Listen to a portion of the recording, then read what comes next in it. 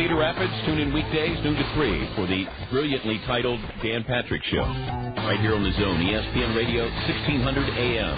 The Zone. You're listening to The Zone, ESPN Radio, 1600 AM, Cedar Rapids. We now leave our network programming to bring you the following special sports presentation. Let the good times roll with the fun of Kernel Baseball in The Zone. Bring your family, bring your friends. This is where the fun never ends. Everybody knows when you're at the game. The good times roll. Hey, Kernels, let the good times roll. Cedar Rapids Kernels, let the good times roll. With the South Slope Communications Triple Play Show, here's the voice of the Kernels, John Rogers. It's another gorgeous evening for baseball as the Kernels continue their 8-game homestand that has seen them win 2 come-from-behind thrilling victories over the Lansing Lugnuts. Thursday night, 7-6, the Kernels scored 2 in the bottom of the 8th inning to win that one. And then last night, the Kernels pushed across home the winning run in the bottom of the 9th inning, a Chris Walston sacrifice fly, plating pinch runner Alexi Casilla, and the Kernels behind Michelle Samar's start and 3 shutout innings from relief pitcher Miguel Gonzalez won it 2-1 before a crowd of over 4,600. Another big crowd is expected this evening. The Kernel record 5-4 in the second half, and the Kernels are in a 3-way tie for second place in the second half standings of the Western Division. Michel Samar did pitch brilliantly for the 3rd time in a row in last night's Kernel win. He gave up just 1 run in 6 innings, and Kernel broadcast assistant Julia Jansen will be hosting Michelle next on the South Slope Communications Triple Play Show here in the Zone. A triple play, a rarity on the diamond, but produced successfully every day at South Slope Communications in North Liberty. The South Slope Communications Triple Play consists of voice, video, and data communications for your home or business. Achieve your communications triple play with South Slope Communications. South Slope is committed to providing the latest communications technology to their members while continuing to give service second to none. South Slope can provide your home or business with just about everything that connects you to information. Digital wireless phones, long-distance plans, data home and business wiring, video conferencing, dial-up and high-speed internet service, fiber optic installation and termination, and coming soon to all local servicing areas, digital video TV service. South Slope also rents out a beautiful community center event room in their magnificent new building in North Liberty. When you need anything in the communications field, select South Slope Communications. Visit them at southslope.com.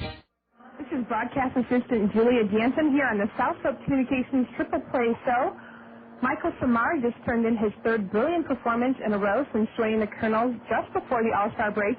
He helped lead the Kernels into a thrilling 2-1 victory last night. Your performances on the mound have been so successful and not vindictive of a guy who is bitter or sulking after being sent down from Rancho Cucamonga. How did the Angels want you to approach this move in your career?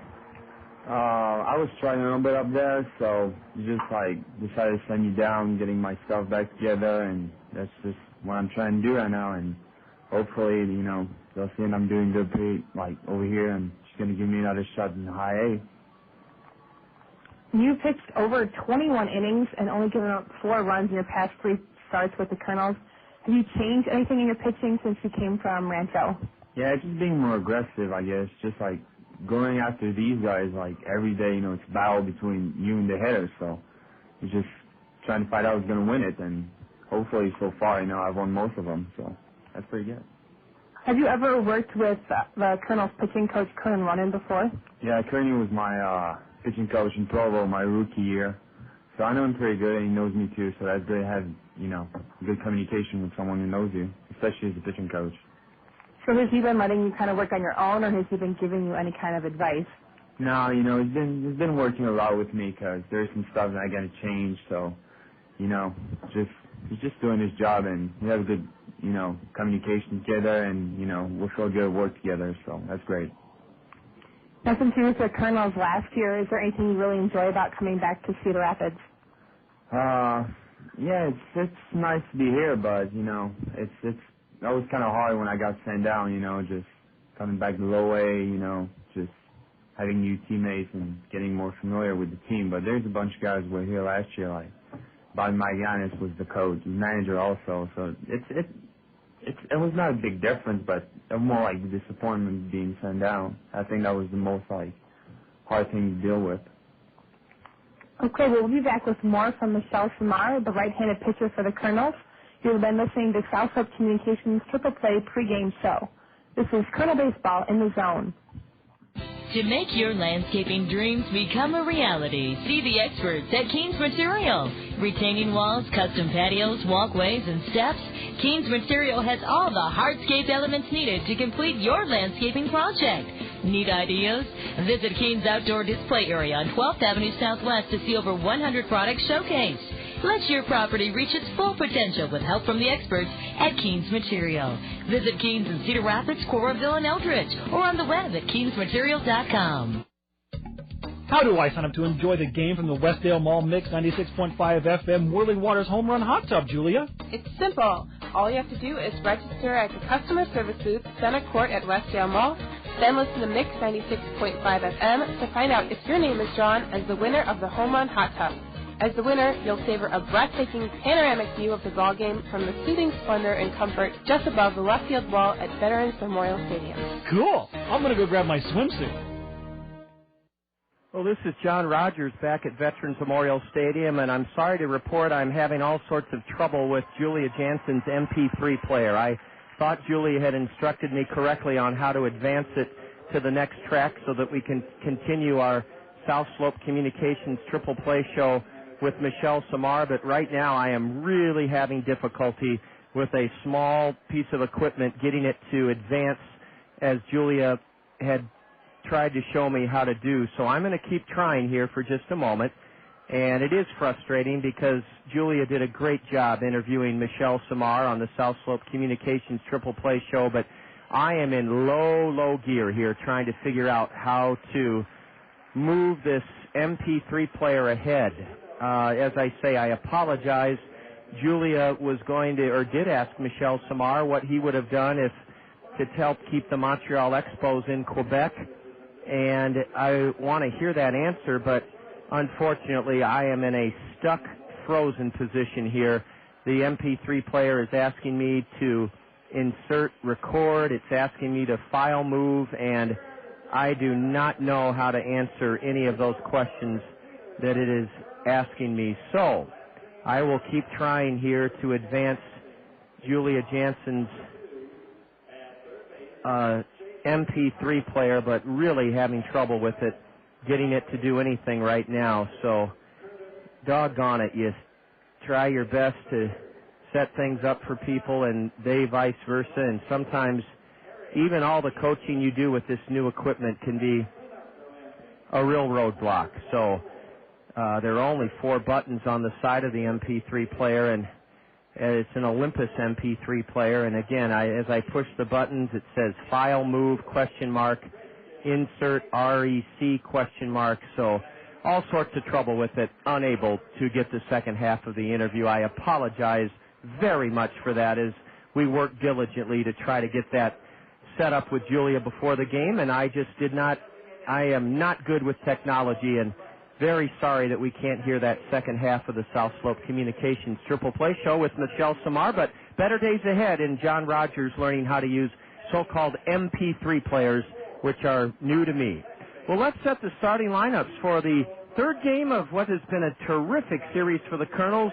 They came from behind in the 8th inning Thursday night, a 7-6 victory over the Lansing Lugnuts, and then last night a tight pitcher's duel between Colonel right-hander Michelle Samar, Julia's guest on the South Slope Communications Triple Play show, and right-hander for the Lugnuts, or lefty Jordan Tim. He gave up just 1 run in 6 innings, and the Kernels for the second game in a row got great relief pitching.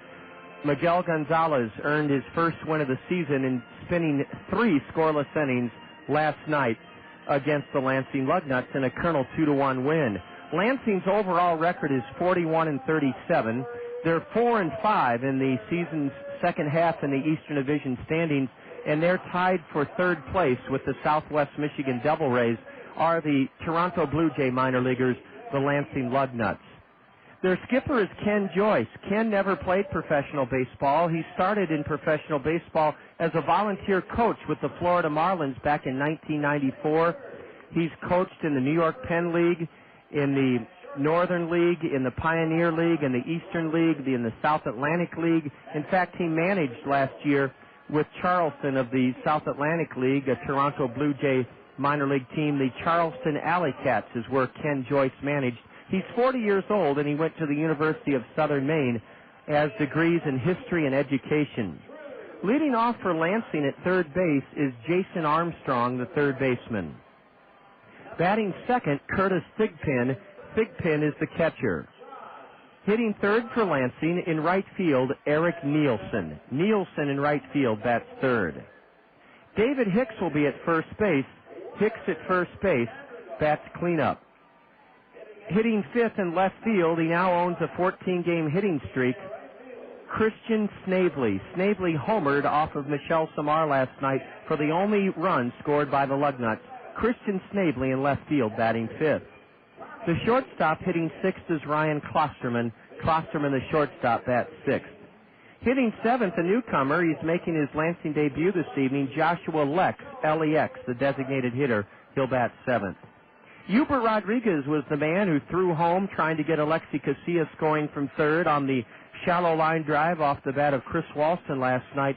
Rodriguez's throw skipped over the head of the catcher, and indeed Casilla, the pinch runner, scored from third to give the Kernels the win. Hubert Rodriguez is in center field batting eighth.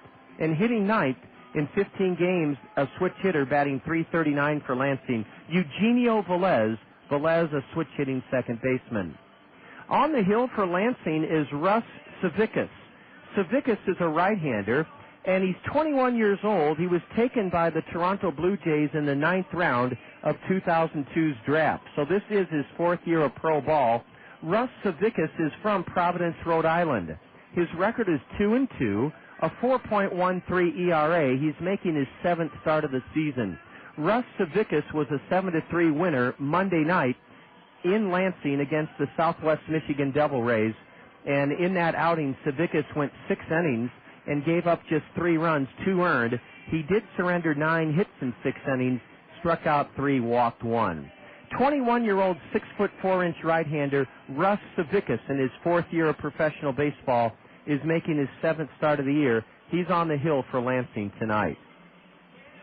Allen Motor Company wants to thank everyone for making the history setting or the historic offering of General Motors pricing, employee discount pricing, a raging success at Allen Motor Company. It indeed was a huge success. Allen Motor Company wants to thank you for taking advantage of the General Motors unprecedented historic offer, employee discounts for everyone. Allen's would like to invite you to visit their website at allenmotor.com. That's ALLENMOTOR, allenmotor.com, and you can get a look at all the great inventory, new cars, pre-owned cars, and still great values right now at Allen Motor Company. On this gorgeous Saturday evening with the Allen Motor Company Colonel starting lineup, we bring you legendary Hall of Fame sportscaster Bob Brooks. How are you there, John? Great, Bob. I'm going to have to talk to Julia. She did a wonderful interview with Michelle Samar on her MP3 player, and she gave me a quick lesson on the technology, how to get from the front part of the interview through the commercial and then the back part, and I'll be darned, the technology did it again to me, Bob. I just feel so out of it sometimes trying to learn to use these little gadgets. If it's not one I'm familiar with, I'm pretty much sunk. So we missed the second half of Michelle's South Slope Communication Triple Play Show interview with Julia, but we'll get caught up with Julia in the third inning and ask her to fill us in on some of the other things Michelle said about his fabulous outing last night. And later on, we'll do a full-blown interview with him, too. You bet, and I'll learn the technology. Julia will have to give me another quick lesson. Well, I still have some equipment here in the briefcase that'll work. I know you do, and I may have to go back to the tried-and-true method of cassette tape. Well, the Cedar Rapids Kernels start on this beautiful night with a chance to make it now 3 straight wins. And that'd be outstanding on this homestay against Lansing. So here you have the batting order for Game 3 of this series. It'll be Casilla at second base, back in the lineup again and leading off.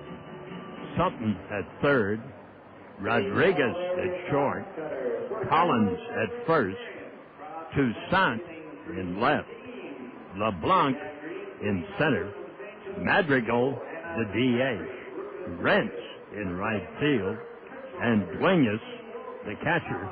And the pitcher tonight will be Joe Torres, 11 2/3 innings so far, 8 hits, 4 strikeouts, but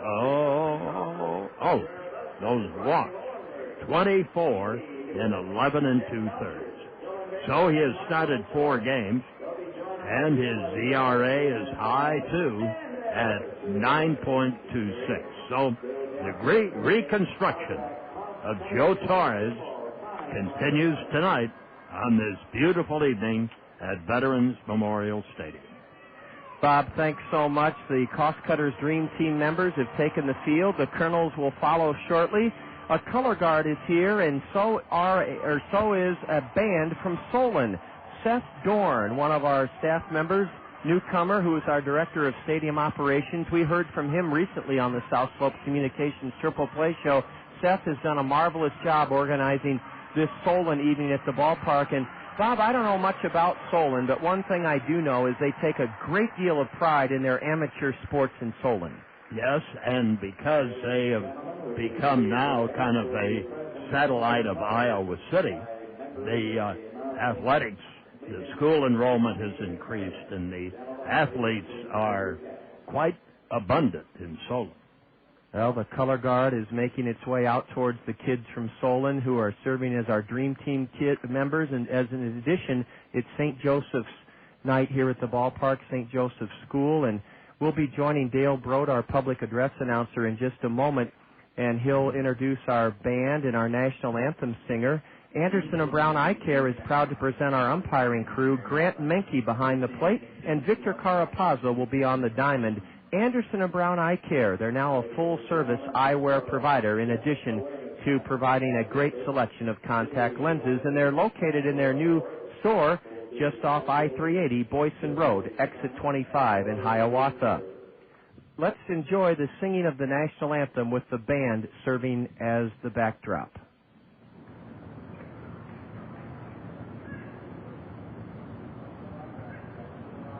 We're waiting just a moment. There's a slight delay in the singing of the national anthem.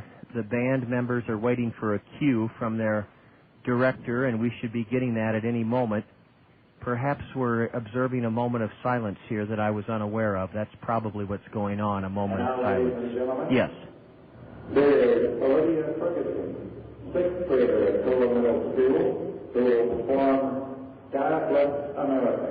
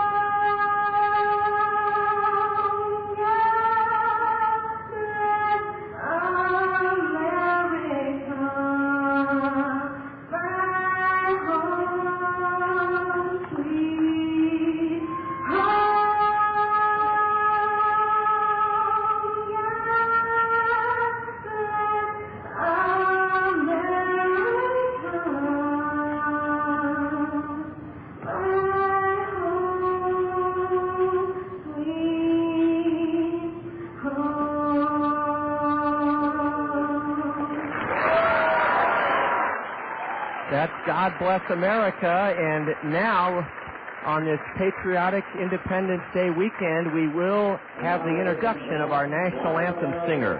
Please join in the singing of our national anthem. It is being performed this evening by members of the St. Joseph Charger Marching Band, directed by Benjamin Work. This band is from St. Joseph School.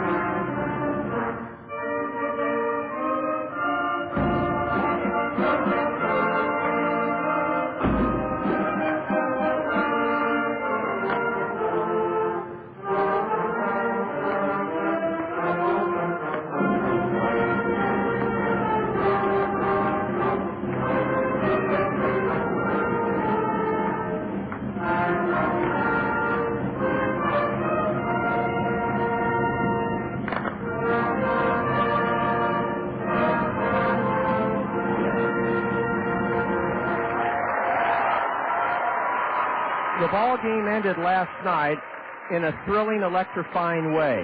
And as Bob Brooks said, the Kernels have a chance to make it 3-0 against the Lansing Lugnuts. This game has started with the pregame ceremonies that have sent shivers up and down my spine, goosebumps with the patriotic fervor here. That was the band from St. Joseph School. The colors are now being retired on this beautiful Saturday evening, the color guard marching toward the Kernel first base dugout.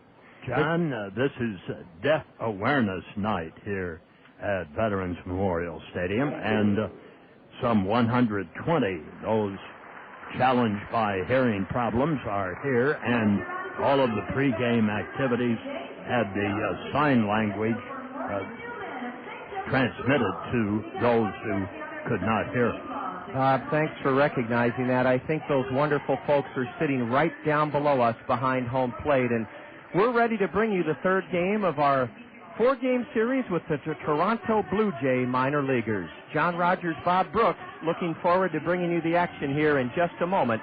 This is Kernel Baseball in the Zone. When we met, it's forget, we would never forget the Eugenos. Now it's where mi amore and I dine in. We carry out the lunch and the dinner all the time for lasagna, ravioli, mandacati, cannelloni, tortellini, or try their delicious salads and sub sandwiches too. The Eugenos is the hometown taste of Italy.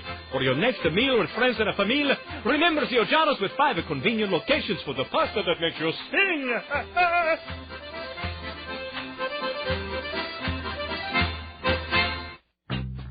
Have you heard the great news? Mediacom has stepped to the plate to give girls and boys the chance to do cool stuff with the Kernels and at the stadium. As a member of the Mediacom Little Sluggers, you'll get to have an autograph session with the Kernels, take a tour of the stadium, watch a movie from the outfield grass, take batting practice with the Kernels, and participate in a story time with the players. Join the fun of the Mediacom Little Sluggers by registering online at Kernels.com. That's Kernels.com. There was afternoon action today in the big leagues, and State Farm Insurance agents Gary Schubat, Dale Thompson, Al Shetler, and Lanny Peterson are proud to bring us the look at the afternoon action. And, Bob, I know one of the games, Houston-Cincinnati, is a doubleheader. Well, Houston won the first one by the score of 4-3 over the Reds. The Phils beat Atlanta 6-3. The Washington Nationals continue to be the most surprising team in baseball. They lead the division, and for the first time this year, they have gone into Wrigley Field, and they have won the first 2 games of the series. Washington winning 4-2 over the Cubs today, and the Nats got excellent relief. Florida 7, the Mets 3, and Arizona 7, the LA Dodgers 5. Final, Baltimore defeats Cleveland 4-0.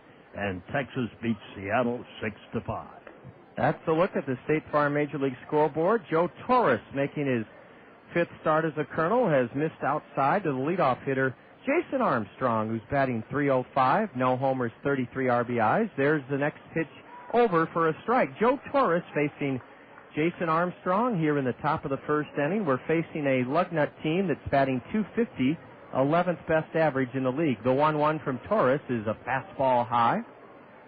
It's 2-1 to the right-handed hitting Armstrong. He's from Trinity, 23-year-old, and he was 1 for 4 last night. Open stance, and he holds his hands up high and takes ball 3 low and outside. Obviously, Torres is a big, huge, and puzzling problem for Bobby Magianis and the Cedar Rapids Kernels as he tries to reconstruct his career. He nips the outside corner to Armstrong to run the count full. Joe didn't pitch at all last year after undergoing Tommy John surgery on his left pitching arm. The payoff delivery. Whacked to shortstop. Hit hard, but down to get it, Rodriguez, and he throws out Jason Armstrong. Well, Joe Torres fell behind 3-1, but he threw a couple of strikes, and Jason Armstrong wrapped it hard on the ground, a worm burner that Sean Rodriguez made the play on, and there's 1 out here in the Lansing first inning. We're just underway. It's a beautiful 76-degree evening, the sun shining brightly, a very nice breeze blowing from right field towards left field as Curtis Thigpen, the catcher, bats. And a strike is in from the Colonel lefty. I would presume that the ball hit to left center and to left field will carry better tonight than it did last night. When everything stalled out. Here's a little looper off the end of the bat, and Madrigal comes in, or Renz rather, and fields it on 1 hop. It's a Texas League single off the end of the bat for Curtis Thigpen. It's his 4th hit in the series. He was 3 for 5 here in the series opener, 0 for 4 last night. Curtis Thigpen poked it over the head of Casilla at second, and in front of the hard-charging right fielder Jordan Renz for a 1-out single. 1 on, 1 out. We talked about St. Joseph School. They have 400 here tonight. Solon Community, 300. So welcome one and all. Ball 1 is a changeup outside to the right fielder, Eric Nielsen. Those kids from St. Joseph School just did a terrific performance of the national anthem, the band. There's something about a band. You just don't hear many bands in baseball stadiums. They're kind of reserved for pep bands and basketball auditoriums and, of course, big marching bands at football stadiums. But it's refreshing to hear the sound of live band music at a ballpark. Amen to that. That was nice. Eric Nielsen takes ball 2 in the dirt. Nielsen has a very narrow stance, holds his hands high above his back ear, and ball 3 sails way high from Joe Torres to Nielsen. Eric is hitting .247. He's belted 6 home runs and driven in 32 on the year. He was 2 for 3 last night with a base on balls. Eric Nielsen, the batter. He's out of UNLV. A short lead at first by the catcher Curtis Thigpen. Torres' next delivery is low and in, and that's ball 4. So there are 2 on and 1 out here in the Lansing top half of the first inning. Joe Torres struggled his last time out. It was Monday night in Peoria. He was a 6-2 loser. He went an inning and 2/3, gave up 2 runs on no hits, no strikeouts, and he walked 7. Now he'll face left-handed hitting David Hicks. This matchup, at least percentage-wise, should favor the Kernels lefty against lefty. It does if he can throw a strike. That is the key when Joe Torres is on the mound.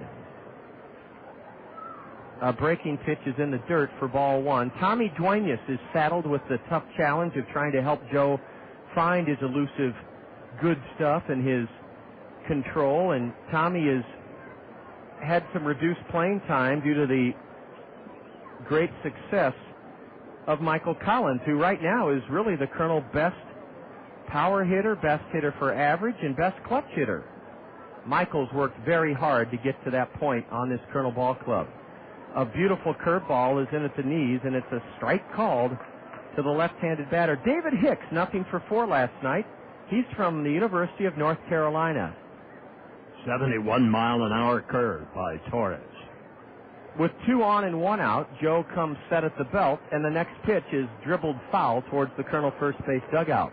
It's 400 feet to dead center here at Veterans Memorial Stadium, 407 to the deepest part of the left center field alley, 403 to right center, and above the 403 mark, is the American flag, a silver pole with a gold knob on the end, and the flag, as we said, is unfurling right to left, the wind blowing from the right field foul pole to the left field foul pole. A curve, and David Hicks bloops it to the left side. Sutton has it and then holds on as he had a chance to try to double off the runner at second. Thigpen, but the ball got stuck in Nate's glove, but we'd have thought we saw Freddie Sandoval out there. Bob, Nate Sutton showed great range to his left to take a base hit away. Hicks kind of cued that one off the end of the bat. Yes, he looked like a Sandoval double out there. An impersonator. Well, let's hope he can keep that up. Freddie is being rested after being struck in the leg last night on a hit-by-pitch late in the game. He stayed in the game. Christian Snavely, the hottest hitter for the Lugnuts with a 14-game hitting streak, takes a pitch for a strike. A throw to second. The runner out! The runner out! Well, Tommy Duenas may be seen reduced playing time, but he just made a magnificent peg down to second. Curtis Thigpen was caught, and he is out. Bob, the only thing I failed to recognize was whether Casilla took the throw or Rodriguez. That I didn't see. But well, let's try and reconstruct that for a minute. I think it was Casilla. So it goes 2-4 as the pitch was a strike to Snavely, who will lead off the second inning, and Joe Torres gets a big lift from his defense in the top of the first inning. Let's correct that. Let's make it 2-6. Okay, Rodriguez taking the throw. The thing that I watched mostly was the throw by Tommy Duenas. He put some mustard on that one. He really fired that. And as a result, the Lugnuts failed to score in the top of the first inning. No runs for Lansing. One hit, a walk. There were no Kernel errors, and Lansing leaves a runner aboard. As we go to the bottom of the first inning, Lansing nothing, Kernels coming to bat. This is Kernel Baseball in the zone. A triple play, a rarity on the diamond, but produced successfully every day at South Slope Communications in North Liberty. The South Slope Communications triple play consists of voice, video, and data communications for your home or business. Achieve your communications triple play with South Slope Communications. South Slope is committed to providing the latest communications technology to their members while continuing to give service second to none. South Slope can provide your home or business with just about everything that connects you to information. Digital wireless phones, long-distance plans, data home and business wiring, video conferencing, dial-up and high-speed internet service, fiber optic installation and termination, and coming soon to all local servicing areas, digital video TV service. South Slope also rents out a beautiful community center event room in their magnificent new building in North Liberty. When you need anything in the communications field, select South Slope Communications. Visit them at southslope.com. What is ESPN Radio? It's not that hard. You're a sports fan? This is the sports station. It's ESPN. That means sports. The games, the experts, the analysis, the scores, the highlights, the people who know their stuff. It's good conversation. It's ESPN. It's radio. You know, the box that all the sounds come out of. At your home, in your car, where you work, even in your computer. It's everywhere you go. It's radio. It's ESPN. It's ESPN Radio. That's all it is. Well, thanks to Bob for checking. It was Tommy Duenas indeed throwing to Rodriguez, the shortstop, to pick off the runner at second that ended the Lansing first inning. And Alexi Casilla, who's playing for the first time as a starter in the last couple of games due to tendonitis in his right shoulder, is taking a strike and now rolls one foul past first. Alexi hitting .288. He came on after Michael Collins led off the ninth last night with a double to pinch run for Michael. He stole third, his 19th steal of the year, and then he scored on the sacrifice fly by Chris Walston. Tall right-hander Russ Savickas' pitches bloops into shallow left, but it'll carry out, and Christian Snavely has it. That ball carried. It looked like at first it might just land in front of Snavely, but he rushed in and caught it knee-high to take a hit away from Alexi Casilla. One gone in the Kernel first for Nate Sutton. Nate hitting .228. No homers, 8 RBIs. Russ Savickas, a right-hander, is 2-2 this year. He's only made 6 starts for the Lugnuts. He's a tall righty. Comes straight over the top and pops a fastball inside, ball one, to the left-handed hitter, Nate Sutton. Getting back to Casilla's swipe of third last night, one of the biggest helpful things was the fact that there was a right-handed batter in the batter's box, and that made the catcher move before he had a throw. A strike on a changeup to Nate Sutton, and it's 2-1 to the left-handed batter. 228 hitter is Nate, 1 for 3 last night, no homers, 8 RBIs. And Sutton tips it foul to the backstop. We're going to have another big turnout here this evening on Solon and the community of Solon and St. Joseph's School night, and Bob and I continue to marvel at the sign language being given down below to the folks here that are on Deaf Awareness Night. Ball 3 outside. Gina Graff helps us with our Mercy, the 3-2 pitch. Whacked foul off to the left. Gina Graff helps us with our Mercy Community Physicians Launcha Ball sales, and Gina is studying sign language at the University of Iowa. And Bob, I'll tell you what, I have so much admiration for those people that learn. That's a very difficult skill. And Sutton tomahawks another 3-2 pitch foul. This one onto the first tier of the Randy Keel Confidence Picnic Pavilion down the left field line. No score. Bottom of the first inning is those. There are 2, if I see right, Bob, 2 women, young women, who are giving sign language, and they even intimate the cheering that's done. Nate Sutton cracks it deep to center. Back is Huber Rodriguez. Way back, and he flags it down. Well, Huber Rodriguez has done nothing at the plate in this series, but he looked like Willie Mays breaking back on that deep drive into left center. He robbed Sutton of at least a double, more likely a triple. He got a very good jump on that ball and timed his run perfectly. That was an excellent play by a fellow who's considered a top prospect in the Toronto organization. But so far, well, he ought to know how to catch fly balls. He's made 7 fly ball outs in this series. A slider from Russ Savickas, Savickas, is in to Sean Rodriguez for a strike called. Sean, a right-handed batter, 273 average. And he skies one high and deep down the left field line, way down the left field line, and it hits the foul pole. It's a home run! Sean Rodriguez is just now realizing that his high towering drive hit the foul pole, and it's a home run for Sean Rodriguez, his 4th of the year, and it puts the Kernels ahead 1-0 here in the bottom of the first inning. That gives him 53 runs driven in, and he is tied for 4th in the league in that department. And last night, that ball would have been an easy out because it didn't carry at all. Tonight, we told you that the ball will carry better because there's a little breeze blowing from right center towards left. And that ball rode the foul line right to the foul pole, and bingo! Hit it. I have the book. A bouncer over the hill behind second and through the middle past the shortstop Klosterman. Another hit for the Colonel leading batsman, Michael Collins. Collins is now 5 for 9 in this series. He follows Sean Rodriguez's home run off the foul pole and bounces one through the middle for a 2-out single. 1-0 Colonels.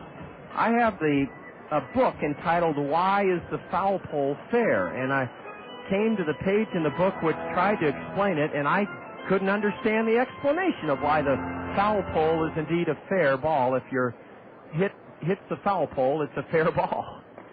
Ball 1 is high to Drew Toussaint. Well, simply put, look at it. It's a basket affair that is in fair ground. That's the best explanation I can come up with, Bob, is the net part of it, or the grid part, is in fair ground. A bouncer to short on 2 hops and an easy force at second for Ryan Klosterman of the runner, Michael Collins. Drew Toussaint ends the Colonel first by hitting into a fourth play at second, unassisted, or at short. Klosterman tags second for the final out of the Colonel first inning. Sean Rodriguez, belting his 4th home run of the year, with 2 out and nobody on, has given the Colonels a lead after 1 inning. It's the Colonels 1 and Lansing 0. You're enjoying Colonel baseball in the zone. Hometown Restyling. For all your remodeling needs, satisfaction is guaranteed. Hometown Restyling specializes in all of your home's interior, exterior needs. Come and visit one of our showrooms, one in Hiawatha, one in Coralville, and see the possibilities. Windows, siding, sunrooms. Please call 378-1221. Hometown Restyling. There's no place like home. The ESPY Awards. No other award show brings together all sports, recognizing major achievements and reliving unforgettable moments. Great performances will be celebrated. From horse racing to basketball and tennis. If it excites the sports fan, it'll be on the ESPY Awards. And for the second year in a row, it will be you, the sports fan, who determines the winners. Don't miss it. 13th Annual ESPY, Sunday, July 17th, 9 to 11 Eastern, on ESPN. The ESPY Awards are proudly brought to you by Gatorade. Is it in you? President Bush wants to bring democracy to the Middle East, but the Forward reported that a secret State Department study says it can't be done. The Forward also reports some top Israeli generals worry that a disarmed Iraq means a graver nuclear threat from Iran. There's no better way to stay in touch than by reading The Forward, the nation's Jewish newspaper. Try it for 4 weeks free. You'll be billed $24.95 for another 26 issues. Not satisfied? Just write cancel on the bill and keep the first 4 issues. Call now for The Forward, 800-892-2100. That's 800-892-2100. This 8-game homestand will continue tomorrow afternoon. Our series finale against the Toronto Blue Jay minor leaguers from Lansing, Michigan. The Kernels lead them 1-0. Tomorrow's game starts at 2 o'clock. The gates open at 1, and the Superstars will be here. And Bob did a good job of explaining why the ball that Rodriguez hit the foul pole is fair. I'm going to do the best job I can to explain who the Superstars are. They are a trio of oversized mascots that gyrate, and they are one of the most fascinating and entertaining trio of mascots that you'll ever want to lay your eyes on. And they're here tomorrow for their only appearance of the season, the Superstars, at 2 o'clock. Christian Snavely, who's red hot, he homered for the only run of the game last night for Lansing. He takes a strike, and now a big sweeping curveball from the Colonel southpaw is outside to Snavely, batting .268, 6 home runs. A changeup and a swing and a miss by Christian. His homer last night was his 6th of the season, and it tied the game way back in the second inning, and that was the only run Lansing scored. Open stance for Snavely, and a curve is low and away. The Kernels are in their white home uniforms tonight with navy blue caps and red bills. Lansing has sleeveless tops, and they have red shirts, red socks, and red numbers on the back of their gray road tops. A bouncer fair past first into the right field corner. Jordan Renz will have to dig it out at the base of the 325 mark, and there's Christian Snavely at second base. He has worn our pitching staff out in this series. He's hit safely in his 15th straight game. And that is his 15th double of the year, too. And Snavely out of Ohio State certainly shows he's ready to move along in the Toronto organization the way he's played here. Like Michael Collins of the Kernels, who he hit that ball past at first base, Snavely is now 5 for 9 in the series. He grounded it between Michael Collins at first and the first base line into the right field corner. Ryan Klosterman will try to get Snavely at third base. He squares the bunt and takes it high and away, ball 1. Sun is shining brightly, and a multicolored air balloon is above the right field Rockwell Collins LED board, the scoreboard, and it's hovering, I would say at least 3,000 feet up in the air. Ball 2 is low, and that prompts a visit to the hill by Tommy Duenas, the Colonel catcher. It's just a perfect night for that. What a view those people are getting from the gondola of the hot air balloon. That is, the sights around here must be breathtaking from that angle. This crowd continues to grow. We're not going to eclipse the 4,600 plus from last night, but there's a very good chance we'll have over 4,000 for this Game 3 of our 4-game set with Lansing. Joe Torres has fallen behind now 3-0. His next pitch is high. Patience, patience, patience. That's what Bobby Magallanes has been told to. And Bobby would do it naturally. He's as patient a fellow as you'll ever meet. But you've got to be patient with Joe Torres, who walks his second batter of the evening. And at first and second, nobody out. A 4-pitch walk to the 207 hitting Ryan Klosterman. Joshua Lex, L-E-X, will make his debut as a Lansing Lugnut. Lex is a tall, husky right-handed batter. He went to Oral Roberts, and Julia Jansen, Bob, was asking about Oral Roberts. I believe it's a school in Tulsa, Oklahoma that's named after its religious founder, Oral Roberts himself. And he was a big basketball fan. He always wanted to have a good basketball team. Bill Self was a basketball coach at Oral Roberts. Well, that's now the coach at Kansas. Bill Self, in my opinion, made a bad career move going from Illinois to Kansas, but that's the way that merry-go-round works. You always take the next high-profile, high-prestige job. It's a shame that Bill Self didn't get to reap the benefits of his great recruiting, not to take anything away from Bruce Weber in that magical season of the Illini. But, Bob, wouldn't you agree that those were Bill Self-recruited guys? Yes, but it was incumbent upon the people there to handle the players, and whether Self could have done it, why, that remained to be seen. Certainly Bruce Weber did. Yes, he did a great job. Right-handed hitting Joshua Lex is even on the count 1-1 with 2 on and nobody out. Look out, he spanks one into the screen straight back, and it's 1-2 to Joshua Lex. Joe Torres pitched around a first and second 1-out jam in the first inning with good defensive help from Sutton at third and Tommy Duenas behind the plate, who threw a runner out at second, who was leading off too far, Curtis Thigpen. But now Joe's in another jam, first and second, nobody out here in the top of the second inning. 1-0 Kernels. Infield at double play depth. And the 1-2 delivery. A sharp breaking pitch. The crowd behind home plate wanted Victor Carapazza, the home plate umpire, to punch out Joshua Lex, but he ruled it inside. Lex stands right on top of the plate, and therefore the plate umpire called it inside. A good idea for Torres to whip another one in there. He does, and it swung on and missed. That breaking pitch just missed on the 1-2 count, and Bob, you gave Joe the right advice because he came right back with it, and Lex cut on it and missed it for strike 3. One away in this Lansing second inning. The Kernels trying to protect a 1-0 lead, garnered by Sean Rodriguez in the first inning, a 2-out home run down the left field line that hit the yellow foul pole. Here's Huber Rodriguez, right-handed batter. Ball one low, a fastball. Huber has struggled in this series, 0 for 7 with the 7 fly ball outs. He's hitting 197, 2 homers, 21 RBIs. If he doesn't walk, he'll fly out. That's almost a given. Ball 2, a curveball in the dirt. Good stop by Tommy Duenas to prevent Snavely and Klosterman from advancing. This Lansing ball club has 53 home runs in 81 games. That places them right smack in the middle of the Midwest League, 7th of 14 teams. The Kernels, meanwhile, are 3rd in the league in home runs. The Kernels have now belted 62 home runs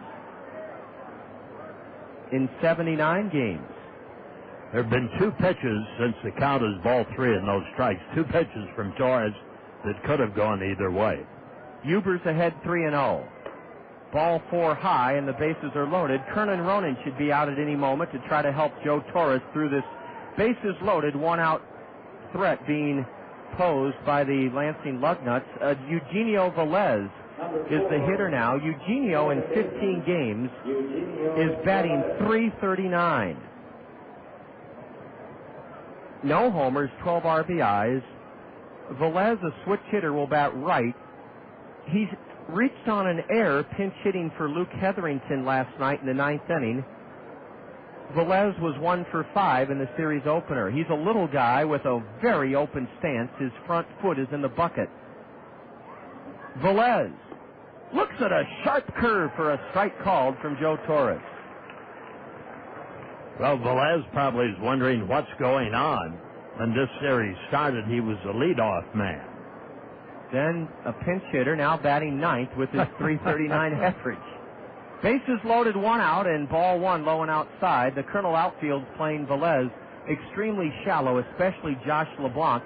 The center fielder is shifted around to the left, playing Vélez to pull, and he's playing very shallow. Joe Torres has come set at the belt with the bases loaded. The next pitch. Curve, strike 2 called at the knees. As we've indicated on Torres' pitching before, when things get tough, he goes strictly to that curveball. Snavely at third, Klosterman at second, Rodriguez, Huber at first.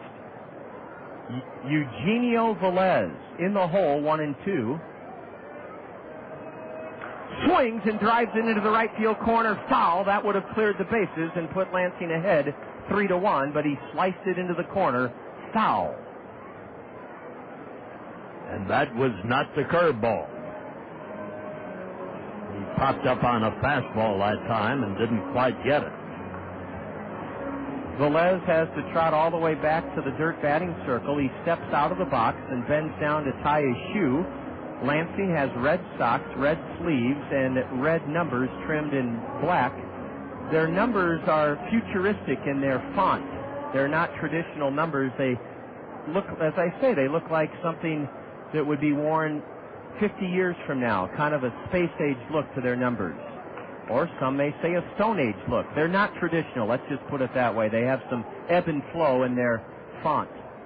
A curve and a swing and a miss! Joe Torres has that big yellow hammer going.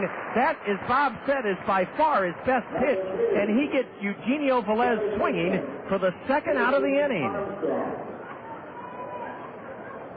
Now, if Joe can get the leadoff batter, he will have worked out of a second inning jam and prevented the Lugnuts from tying the game or taking the lead. Well, Armstrong knows what he's going to get. Fastball this time as Joe threw him what he didn't expect, a fastball down the pipe for strike 1.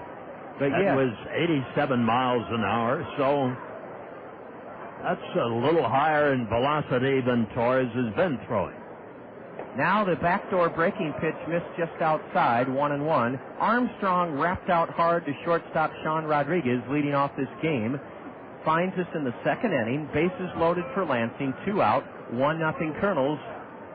Armstrong takes a curve high and outside for ball 2. Joe choked that one off a little bit, meaning he wrapped it in his hand and fingers a little bit too snugly and choked the ball. 305 average for Jason Armstrong. The 2-1. Uh-oh, outside, ball 3, a fastball. I should imagine on 3-1, Torres will go to that curve. Well, Armstrong should get something good to hit here with the bases loaded and 2 out. Fastball, right, 2 called on the inside corner. He snapped that one off pretty good on the inside, right on the fist. Big pitch coming up here in the early going. Full count. The runners will be going with 2 outs for Lansing. Snavely at third, Klosterman at second, Rodriguez at first. There they go. Ground ball up the middle, a base hit. And 2 runs will score to give Lansing the lead. Going to third safely is Huber Rodriguez. Joe Torres came within a whisker of getting a glove on that sharply hit grounder underneath his glove up the middle for a big 2-run single for Jason Armstrong, and Lansing has erased the Colonel home run by Rodriguez, and they lead it. And strange as this is going to sound, Bob, I'd rather see Joe give up a 2-run single than walk him. Oh, yes. You want him to hit the ball so that there is a chance of making a play. And Joe just about got his glove down in time. Joe was mad at himself for not getting a piece of that sharply hit grounder through the middle. A 2-run single for Armstrong. The runners were going on the 3-2 pitch, so there was absolutely no chance for Josh LeBlanc to throw home. Now a curve sails high and outside to Curtis Thigpen, who singled to right his first time up. Well, now it's up to Torres to keep the bleeding to a minimum here. In other words, try to squash the inning out right now without further damage. Joe fires over to first, and back safely is Armstrong. Jason has 5 steals and 5 tries. Lansing as a ball club is next to last in stolen bases in the Midwest League. They have 57 stolen bases in 78 games. And we're going to have action in the Kernels bullpen. Lefty Jamie Douglas, the only other southpaw on this squad besides the starter Joe Torres, is starting to loosen up in the right field bullpen. As patient as Bobby Magallanes has been, this is the second half, and you can't let a game slip away. A high drive into right. Jordan Renz is galloping over to his right, and he lassos it in to end the inning. Curtis Thigpen flies to right, and all things considered, Joe Torres does well to get out of the inning with only 2 runs scoring on 2 base hits. There were no Kernel errors, and Lansing leaves a pair. They've stranded 3. Kernels come to bat in the bottom of the second inning, now trailing the Lugnuts 2-1. You're listening to Kernel Baseball in the Zone.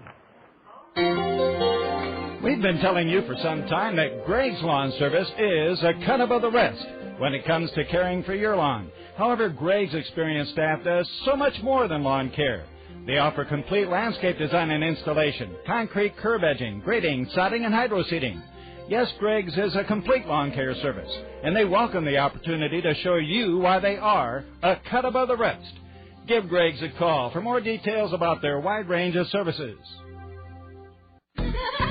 We're here with Ann, mother of triplets, who loves new Bullfrog Kids UV Defender Sunblock. I've tried others. Nothing touches Bullfrog for defending this trio from UVA and UVB rays. It goes on once and they're set for 8 hours. It's waterproof, too, so no chasing them around all day. Yeah, and it doesn't smell like baby stuff. It's not the sun, not the fun. New Bullfrog Kids UV Defender Sunblock. Lotion, gel, or fast blast spray. It's the hardest working frog under the sun. Bullfrog. Strawberry Cool Whip. Strawberry has arrived and you won't believe your eyes. Creamy pastel pink, even better than you think. The Cool Whip. Strawberry Cool Whip. Berry, berry, baby now. Cool Whip with something cool. Strawberry helps you vary. Cool Whip. All your recipes. Strawberry flavor is finally here. Wish berry season could last all year.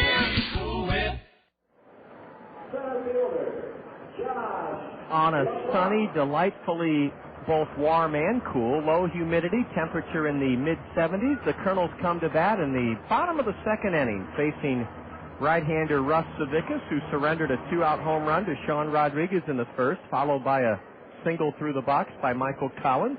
Josh LeBlanc trying to get on track after a ground ball up the middle, and it is into center field.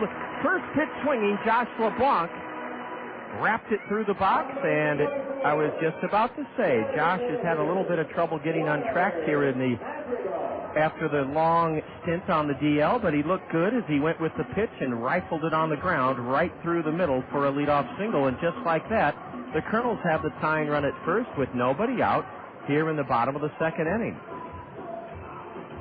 Rebecca's 6'4", but only 185 pounds, so... And Russ has given up his third hit. Warner Madrigal takes a breaking ball low. Warner's batting in bright sunshine. The shadows being cast by the grandstand roof are angling in towards home plate, but Madrigal has a very good view of the pitcher and his release point. A strike at the knees, a throw to first, and Josh LeBlanc dives back safely. We're playing the farm team of the Toronto Blue Jays and their parent club, the Lansing Lugnuts. The Toronto Blue Jays play in Sky Dome. And did Sky Dome ever turn the baseball world on its ear when it opened in the late 80s? And that is going to be the focal point of... There goes LeBlanc. A curve smashed to third. Backhanded by Armstrong. His only play to first, and he made a fabulous one as he throws Warner Madrigal out. Warner hit a one-hop scalding bullet backhanded by Jason Armstrong. Good thing, Bob, that LeBlanc was running. Otherwise, that would have been an around-the-horn, easy double play. Yes, it was a good time to call for run and hit, and that's exactly what LeBlanc did. He took off, and he was ready to go. LeBlanc has good speed, too. He's in scoring position for right-handed hitting Jordan Renz, batting 185. Ball one low. Our Colonel Did You Know question, did you know that Roberto Alomar, when he played for the Blue Jays, he lived in the 348-room hotel that is part of Skydome? 70 of those 348 rooms overlook the playing field, and I know many of you are chuckling. You're thinking about that incident that was recorded on television about, 12 years ago. A couple got a little bit frisky and had a romantic interlude with the curtains open at Skydome, and Bob, I remember that because everybody made a big deal of it. Well, it spices up the old ball game, so anything to attract the fans. Oh, only in Skydome, where the hotel is in straightaway center field. Hey, Jordan Renz has had a great at-bat. He takes outside ball 3 from the right-hander Savickas. I've been to Skydome, and it is indeed a wondrous ballpark. I'm not a big fan of retractable roof stadiums, but if you're going to build one, I commend the places like Seattle, Toronto, and Milwaukee that have done marvelous jobs. A chopper to short on a 3-0 pitch. Long throw by Klosterman in time. They turn Jordan Renz loose on 3-0, and he bounces out to Klosterman. I thought it might have been closer at first. Renz is gone 6-3, and LeBlanc flashed in front of the shortstop Klosterman and winds up at third base.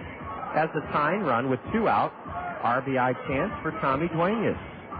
The left side of the Lansing infield has made 2 good, solid plays. The shortstop Klosterman may have been a little bit surprised that Renz was swinging on 3-0. I sure was. Tommy Duenas hitting .208, batting 9th in the Allen Motor Company order with a chance to tie the game. Strike 1 at the knees, a fastball. You know who's a real folk hero up in Toronto at Skydome, Bob, is Doug Flutie. He had some great years up there before he returned to the National Football League. Well, I had a chance to talk to Doug Flutie when he was a clinician for Tim Dwight's football camp. It's the first time I'd met him. I'd love to meet Doug Flutie. Does it? A curve, a strike to Tommy Duenas, who steps out. He's in the hole 0-2. I know this Flutie has as much heart as any professional football player you'll ever see. Well, he has to have. He's over 40 now. And he's only, 5'10"? At the most. And he has small hands, but I think he made one of the most 3 memorable plays in college football history when he hit Gerard Phelan in the end zone at the Orange Bowl to beat Vinny Testaverde's Miami Hurricanes on that Thanksgiving weekend Saturday. I'll never forget that. And I'm not a Boston College fan. Swing and a miss by Duenas on a breaking pitch, and the Colonels failed to bring in Josh LeBlanc. He was at second base with 1 out, but Russ Savickas keeps him moored at third base. No runs for the Colonels in the second inning. A leadoff single. There were no Lansing errors, and the Colonels strand a runner. We've left 2. Well, Julia Jansen, who hosted the South Slope Communications Triple Play Show with starter Michelle Samar in last night's game, will join Bob with the play-by-play as we head to the third inning on this beautiful Saturday night. Lansing 2, the Colonels 1. You're listening to Colonel Baseball in the Zone. It's all over. You ate, you voted, and now a champion has been crowned. The winner of the Zone Bar and Grill Tour is Chuck and Dale's Bar and Grill. 2 Bricks Bar and Grill, Cabo Sports Bar and Grill, the Cedar Brewing Company, Chappie's Safari Lounge, the Chrome Horse Slophouse and Saloon, CJ Sports Bar and Grill, Cocktails and Company, Moose McDuffie's, Third on First Sports Bar and Grill, Tornado's Grub and Pub, and the 33rd Avenue Sports Bar and Grill in Sauces Clarion Hotel. We offer a conciliatory round of applause. With spatulas raised high, we salute you, Chuck and Dale. And lucky luncher Steve Mesher is the winner of the trip to Vegas. Congratulations to Steve and to Chuck and Dale's, and thanks to everyone who soiled a fork or sold a side of fries in this year's competition. The 2005 Bar and Grill Tour, proudly sponsored by your Coca-Cola Bottling Company, The Guide, and the best damn sports station anywhere, The Zone, ESPN Radio, 1600 AM. I is for the massive amount of information at your fingertips. O is for the massive amount of information at your fingertips. W is for the massive amount of information at your fingertips. Just read what's on the paper. A is for... screw it. This is crap. Get someone... Put it all together, and what do you get? One massive website with one wicked fixation on everything, Iowa.com. Make it your first stop. Iowa. And tell your friends. .com. We head to the top of the third here at Veterans Memorial Stadium. The Lugnuts have jumped on top of the Kernels with a 2-1 lead. Joe Torres is on the mound for the Kernels. He pitched 2 innings. He gave up 2 runs after he walked 2 batters, and then there were 2 singles that scored 2 runs for the Lugnuts. First up for the Lugnuts, Eric Nielsen will lead off. He's the right fielder, batting .247 with 6 home runs, 32 RBIs, 15 doubles, no triples. He's a right-handed batter. He uses a 2-tone color bat, black on top with a white ash color on the bottom. He wears his pants all the way low down around his ankles and holds the bat high above his head. The first pitch is a ball outside. And tonight up on the mezzanine, we welcome the Mud Murray Party and Lang Company Roofing. So, welcome to the ballpark. The 1-0 pitch is a ball for ball 2. No strike, no outs yet in the top of the third. The 2-0 pitch delivered, just caught the outside corner, strike 1. Eric Nielsen reached on a walk in the first inning and went 2 for 3 last night with a base on balls. Now the 2-1 pitch is driven to Nate Sutton at third base, who sweeps over to the first baseman Michael Collins for the first out. 5-3 play for anyone recording. Not exactly a routine play either. He had to go to his left, and the ball was pretty well hit. And a giant of a first baseman, David Hicks, comes on for the Lugnuts, who lead 2-1. David Hicks is a tall left-handed batter. He uses a white ash bat and looks at the first pitch at a ball. 6'5", 230. The 1-0 pitch, strike. 84-mile-per-hour pitch. Big as he is, David Hicks went 0 for 4 last night. 1-1 pitch is taken for a ball. 2-1 count, 1 out here, top of the third. The Kernels are trailing the Lugnuts 2-1. Joe Torres fires, and there's a strike. 2-2 count. The crowd has definitely filled in here tonight. Torres is hitting 86, 87 on that fastball, and he's thrown more fastballs tonight than I've seen him throw in his other starts. Now a ball to give Hicks a full count. Torres sets himself and fires. A big swing and a miss. Strike 3. There's the third strikeout for Joe Torres. Number 15. Now Christian Snavely. There we go. Christian Snavely, the left fielder, scored the first run for the Lugnuts in the second inning after a single. Heading 268. He's also a left-handed batter. Bat is ready. There's a pitch high and inside. He had a duck out of the way. We also want to welcome the Jefferson class of 1995, having a reunion in the pavilion seats tonight. Great to have the Jayhawks represented. 1-0 pitch is a ball outside. 2 balls, no strikes, 2 outs here, top of the third. Torres delivers, and there's a ball high inside. Torres has already walked 2 men in this game. Those are both in the second inning, one of which scored. And the 3-0 pitch is a strike. Another fastball.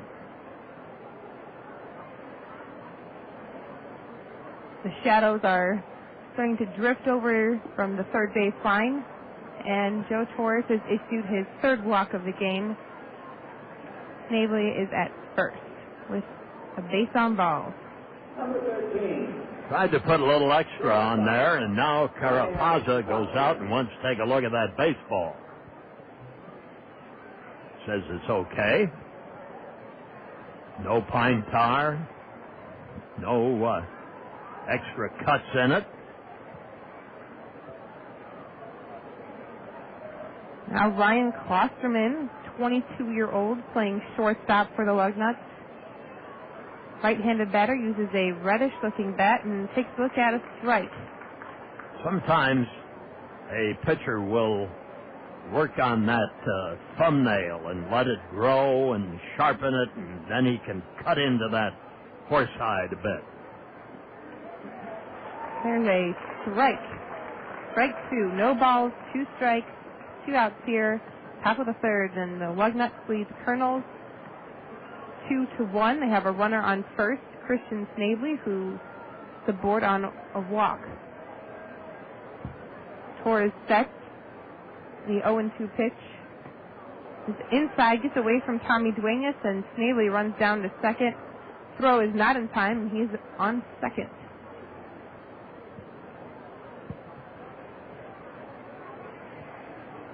Klosterman is hitting .207. He has 6 home runs, 31 RBIs, 10 doubles, 3 triples, and he has 17 stolen bases as well. It was only Snavely's second stolen base, which it was really a wild pitch.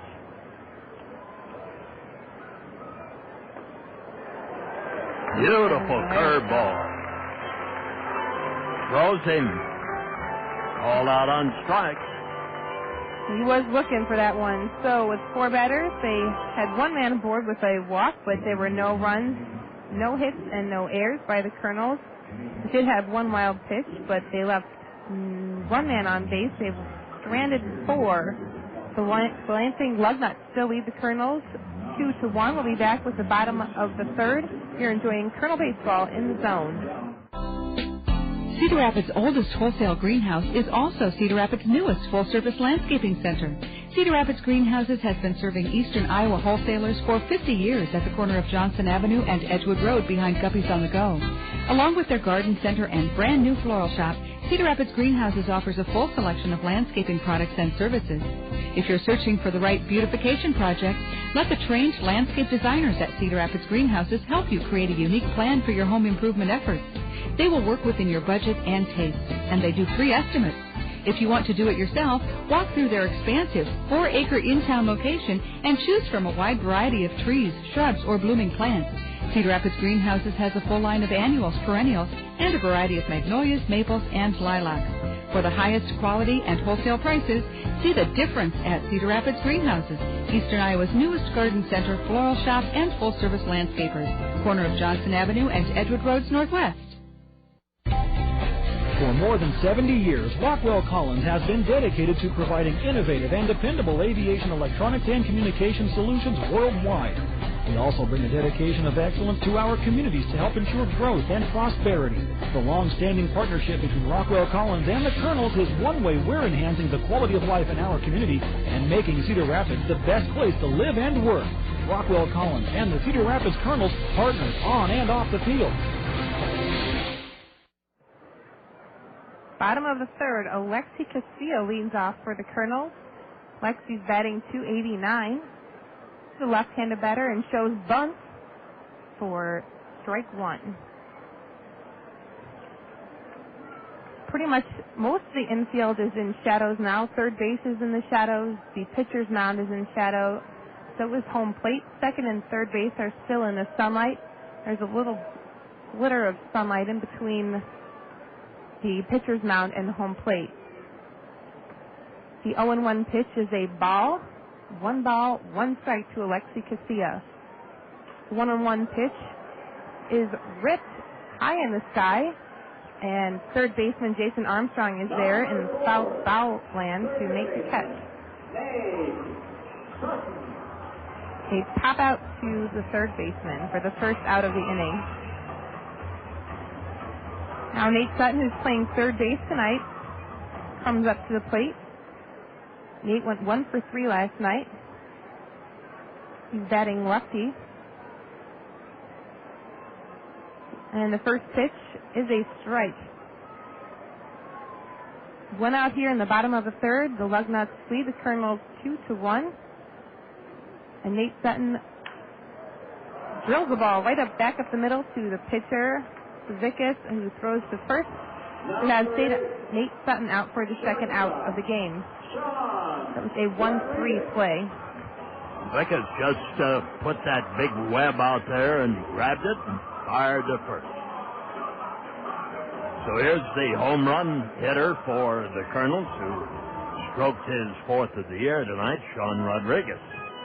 Bounced off the foul pole out there, the Blimpie sub foul pole.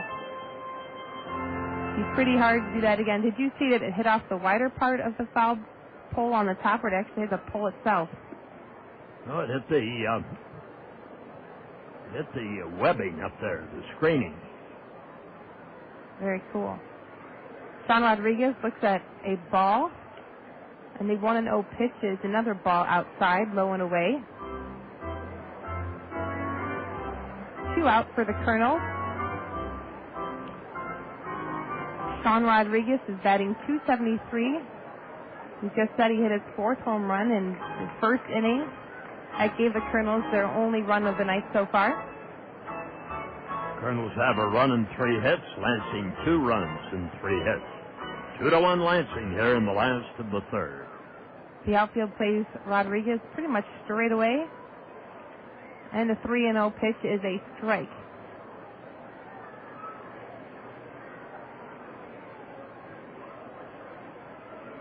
Three and 1 pitch in there for ball 4. They paused there for a moment, and it was a close pitch, but Sean Rodriguez is aboard on a walk. That is the first walk of the game issued by Civikas.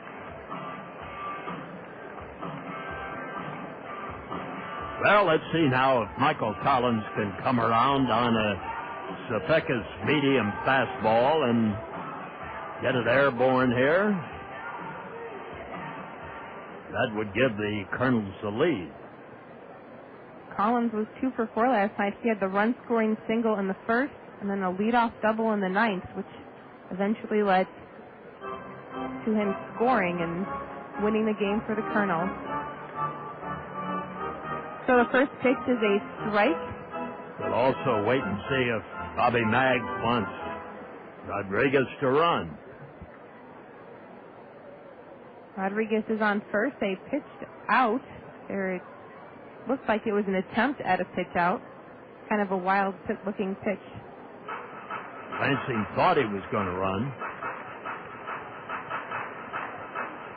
So there's a throwback to first now. Make sure Sean Rodriguez stays on first. He reached there after a walk. Had a home run in the first, and Michael Collins has a 1-1 count. 2 outs here, bottom of the third. 1-1 pitch is tapped. Ooh, it just landed in the grass in between the third baseman and the shortstop and circles into left field. Staley throws in, and we have runners at first and second.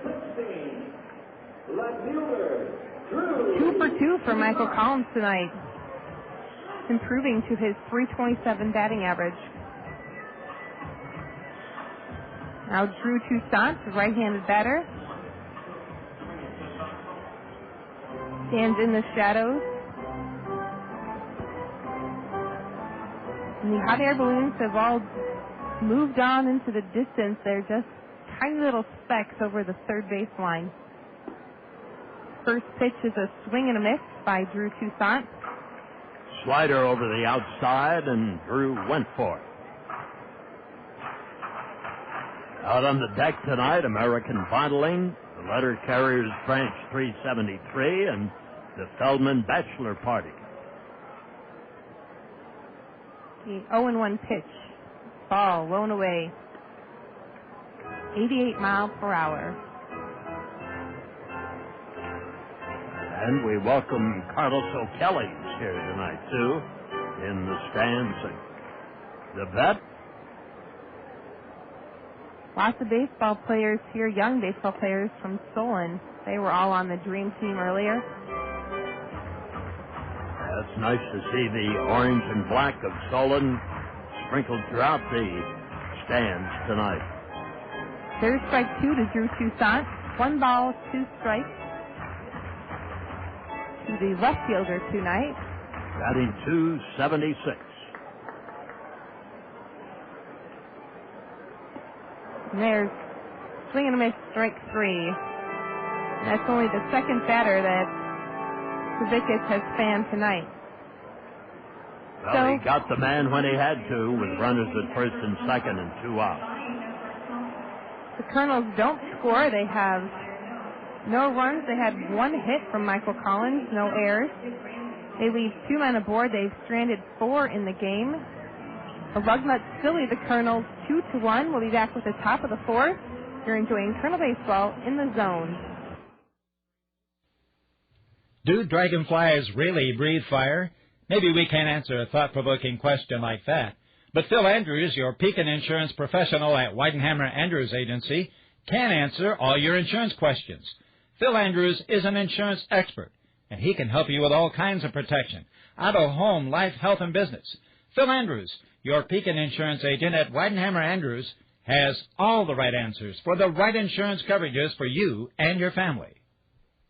What's up? This is Stuart Scott of ESPN Sports Center reminding you that once again, you hold the key to this year's ESPYs as fans will vote on all the awards, including the 2nd annual Under Armour Undeniable Performance Award. Just go to www.underarmour.com to cast your vote for the year's best single performance in all of sports. Then tune in to ESPN on July 17th to see if you pick the undeniable performance of the year. You know what they say, the Under Armour advantage is undeniable. Oh, and one more thing. Don't forget to protect this house. So how much horsepower is in your Sierra heavy-duty pickup? Oh, it's not just horsepower. It's torque, too. What's so special about torque? Torque pulls you out of a ditch. Torque drives you up a mountain with a load of pipe. Torque calls your wife to tell her you'll be late because you and Torque are busy ripping stumps out of the ground. Wow, Torque sounds great. Yeah, I think you and Torque would hit it off. The Sierra Heavy Duty with 605 pound-feet of torque. No matter how you use your GMC truck, we engineer them all to the highest standard. Professional grade. Torque number available when equipped with Thermax engine and Allison transmission. Number 33, designated hitter, Joshua Lex. And back at Veterans Memorial Stadium, we start the top half of the 4th inning here tonight in a 2-1 ball game. The first 2 games of this series have all been decided by a run, and the Kernels have won both of them 7-6 and 2-1, and we get a lot of action in the Kernels bullpen because Joe Torres is definitely on a pitch count, and with the amount of time he gets behind and has 3-2 pitches and delivers walks, he has had base runners to deal with in each of the first 3 innings, but he has allowed only 2 runs, and the first pitch is a ball to Lex, who takes the second one for a slider strike over the outside corner, and it's 1 ball and 1 strike. Great pleasure to welcome Greg Boyd of Procter & Gamble to the ballpark tonight. This is a Procter & Gamble night, and they provide the fireworks after the game, and I know they'll be lovely, Greg. I think so. Yeah, I'm sure. We're looking forward to it. You people for P&G do it Major League. Well, we enjoy coming back every year. We work with Jack and Andrea Murphy. They're wonderful people to work with, and we enjoy coming back every year. Well, you couldn't have painted a better night. It's perfect. There's a strike over the outside corner, and it's ball 3 and strike 2 to Lex, the DH of Lansing. Greg, do you live in Iowa City or? Yep, live on the east side of Iowa City. Big Hawkeye fan. Oh, that's good. As most of the people are at P&G, I imagine. I think so. We've got a few managers from Iowa State, so I have to put up with those guys. But well, that makes things interesting. It does. You've got to have a little pepper with the salt. Yes, as long as we keep winning, though, I'm happy. Yes. Lex, right-handed batter. Here's the windup by Torres. 3-2. He swings and bounces it foul. How many people now work at the Procter & Gamble plant in Iowa City? Around. I would say around 500, maybe the 500 to 600 with full-time, and we use some temporary employees and stuff too, so probably in that ballpark. Right-handed batter steps in there. Lex and Torres has a 3-2 count. Here it is, ball 4 on the outside. So here comes Kernan Ronan. That's his first visit tonight. And we have Green warming up in the bullpen for the Kernels. Greg, I remember very well the announcement of P&G is coming to Iowa City. Mm-hmm. And how long ago was that? Mid-50s, because I think we're coming up on our 50th anniversary, probably maybe next year, but I know in the near future, so we'll be going on 50 years in Iowa City. So that would have been when I was, well, maybe 3 years old or so. Did you, are you an Iowa City native? Or? Originally from Kelowna. My folks still live in Kelowna, and I have a brother and sister that lived there, so I didn't move too far. Went to Iowa for 2 years. Here's the stretch in the pitch to Rodriguez, Huber Rodriguez, the center fielder of Lansing. Runner at first, nobody out. Cedar Rapids trails 2-1 here in the top half of the fourth, and Torres is close to getting out of this game.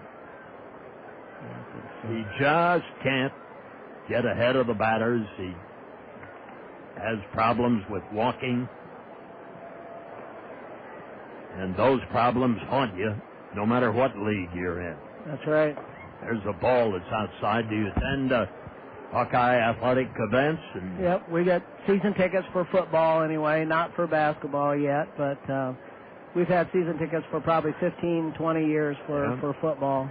Really looking forward to this year. There's a strike curveball that hit the outside corner.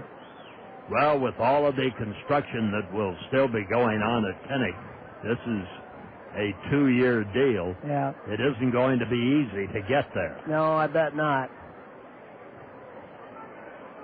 But that won't deter anybody. No, that will right. Maybe encourage them even. I think he's got everybody worked into a fever pitch now. He has. There's a swing and a foul, and I am sure that will be one of the things that we'll be hearing later on this summer. He will be, instead of feeding the frenzy, trying to starve it a bit. Yeah. Big Ten's going to be tough again this year, I think. Yes, it is. It'll be one of the, if not the best conference in the country. It'll be right there, 1-2. Yep. I know one magazine I had Ohio State and Michigan in the top 5 and Iowa like at 15. And I think Purdue was ranked pretty high. Yes, Purdue is very good. I think that's going to be if I had to pick a critical crossroads game to a successful season, that would be the game. And that's on the road, too, isn't it, I think? Down at West Lafayette. The pitch, there goes the runner, and it's ball 4. So the first 2 men up have walked, and we will see how long Bobby Magiana's patience lasts tonight with Torres, who is now into the 4th inning. He's walked the first 2 men. That brings up Eugenio Vélez. I would think he's going to have to make a change here pretty quick. Well, this is Class A baseball where we were talking the other night, Greg. This is, too, about player development, and you have to give the players a window of opportunity. Later on, they won't, the rope will be pulled much quicker. Except I was watching a little bit of the White Sox game. Yes, I'm a White Sox fan, but I think Contreras walked like 7 batters, and I think that kind of ruined their Out in here comes Bobby Maggs now, and that's gonna do it. I thought that this would be about it after walking the first two because he's been in trouble in all of the first 3 innings. Scott Unash will be happy about that because Scott is an inveterate White Sox fan. Oh, okay. Yes, I looked in last night on that Oakland game for a bit, and the Sox still had an opportunity to win it. Yeah. Well, they've had a wonderful season so far. I've caught a lot of the games on TV, so much more than anybody ever expected, that's for sure. Yes, with the number of victories. I mean, and to have the best record in baseball and all of that. Nick Green is the new pitcher. He's 6'4", 200 pounds, out of Tifton, Georgia. So 3 complete innings for Torres tonight, and he trails 2-1.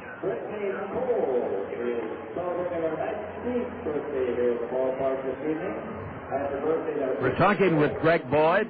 Procter & Gamble is in attendance here tonight, for which we are delighted, and they have graciously provided and will provide the fireworks tonight. And what a great night for fireworks, too. Spectacular, but too bad we couldn't make it in last week. I was sitting in the parking lot during the big rainstorm. Oh, that was unbelievable. And then got home, and there hadn't rained a drop in Iowa. I know it. Crazy. And out to the airport. By the time you got to the Eastern Iowa Airport, there wasn't much rain. But, man, here it was coming in sideways. And the Kernels certainly regretted that because we had in excess of 4,000, and they were anticipating a nice night, of course. And I know a lot of people have already came back and watched the game last night. I think there were some folks I was working with that said they were coming last night, and there's a few here tonight, so I'm sure they'll be sprinkled in here and there for the rest of the year. But you just can't beat. This night is just really, really nice. Now batting left-handed, Eugenio Vélez. He'll face right-hander. The right-hander of the Cedar Rapids Kernels is Nick Green. Green has been used in short relief and long relief, and obviously tonight Nick is in long relief. Kernels have had excellent relief pitching in the last 2 games. They expect a bunt, but they get a line drive to right field. The runner comes around third, is held up. Madrigal's arm is a showcase arm, and he fires a strike to the plate from right field. So the bases are loaded with nobody out, and that is the 4th base hit for the Lugnuts. That brings up Curtis Thigpen, batting .286. He singled in the first and flied out in the second inning.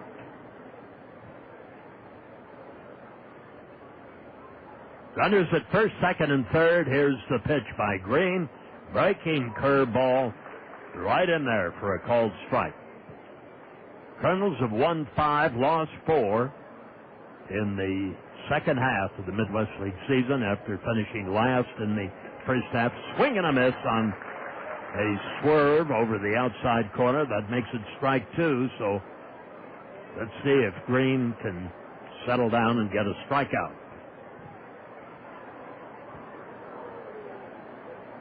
Here it is. Curveball. Strike 3, it's called. He got that curveball on the inside and down around the knees for the called third strike. That brings up Eric Nilsson. Hopefully we can get a double play ball here. Yes, Greg, you and the Procter & Gamble people, tonight just isn't one night. You visit here quite frequently, don't you? We try to. I don't get hip. It's such a wonderful stadium now that they've, did the new stadium. But I live way on the east side of Iowa City, so I don't get here as often as I should. But I always enjoy it every year when we come up. There's a curved strike, that same inside breaking pitch.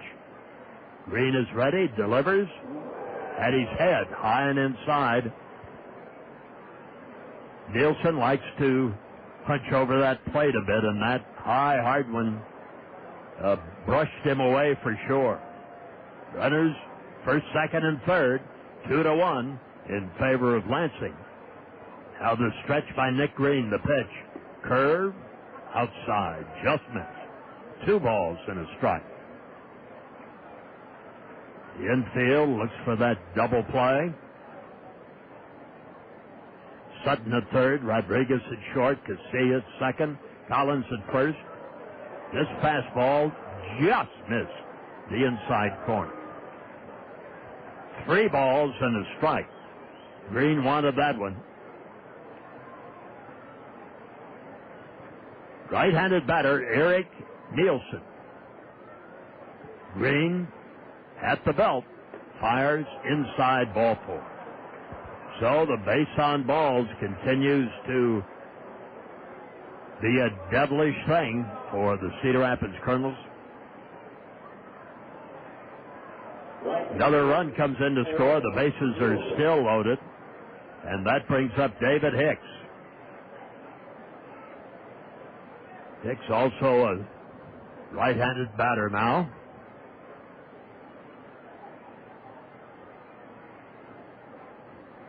Hicks gets ready, and Green fires, and Hicks swings, and it's a double play ball to the third baseman. Sutton fires to Casilla, who relays it.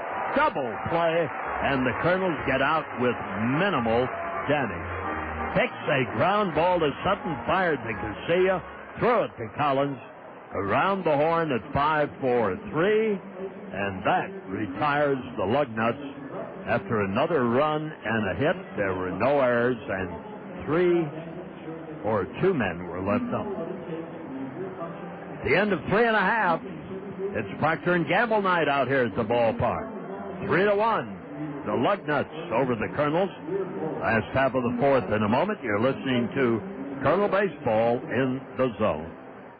I'm Dave Shea. For 35 years, I was a news anchor for Channel 2. You may also have seen me driving around Cedar Rapids in my Honda Accord. Well, I've retired from broadcasting, but I haven't given up my Honda. For years, I've told friends they should consider owning a Honda, specifically from Randy Keel Honda. Randy is a local dealer with 13 years of experience in matching drivers to the right vehicle. He has a fine selection of new Hondas, as well as quality pre-owned vehicles. And more than just a reliable service department, Randy Keel Honda offers Confidence, a 7-year, 100,000-mile warranty on every new vehicle sold. You can take my word for it, but you may also want to talk with other Honda owners. They're people you know, your friends, your neighbors, maybe even your relatives. And you can do more homework by logging on to Randy's website at www.randykeel.com. I'm a satisfied Honda owner, and I'm sure you will be too. See Randy Keel Honda today on Centerpoint Road Northeast. Ever wonder who coined the phrase, "We eliminate the middleman"? Well, one thing's pretty certain. It wasn't the middleman. And how did they eliminate him? Something fishy there. But I digress. Geico pioneered direct-to-consumer car insurance over 65 years ago, and they've been saving smart drivers money ever since. Give them a call, and you might ask them, what did they do with the middleman? Geico's customer satisfaction stands at 97%. How would you rate your car insurance company? Geico. 1-800-947-AUTO. 15 minutes could save you 15%. 3-1 in favor of the Lansing Lugnuts here. And Josh LeBlanc bats for the Kernels, hitting left-handed, takes a called strike from Zavickas. Greg Boyd represents the Procter & Gamble Company here tonight with us up here in the booth. There's a swing on a changeup, and he missed it, and the count is quickly strike 2. Greg was telling me during the break, 32 years with P&G. Yeah. Got out of high school, went to Iowa for a couple years, and then started with Procter & Gamble, and been there ever since. There's a strike over the outside corner. I was going to say, if they still did toothbrushes, I could use a few free samples. Oh, okay. Here's the pitch. There's a ball that's outside. Ball one, strike two, one out, nobody on, and Lansing now in the lead at 3-1. 3 runs, 4 hits. Kernels 1 run, 4 hits. Madrigal takes another ball outside, and it becomes ball 2, strike 2 here in the 4th. The pitch swung on by Madrigal, and he topped it down towards the Lugnuts bullpen. It's peculiar, Greg, what some of the nicknames are of minor league ball clubs across the country. It is. I was curious, who is Lansing affiliated with? They're affiliated with the Toronto Blue Jays, and of course, Lugnuts comes from the fact that trucking and building same have been big in the Lansing area. It used to be the main plant for Oldsmobile. Okay. 3-2 pitch now.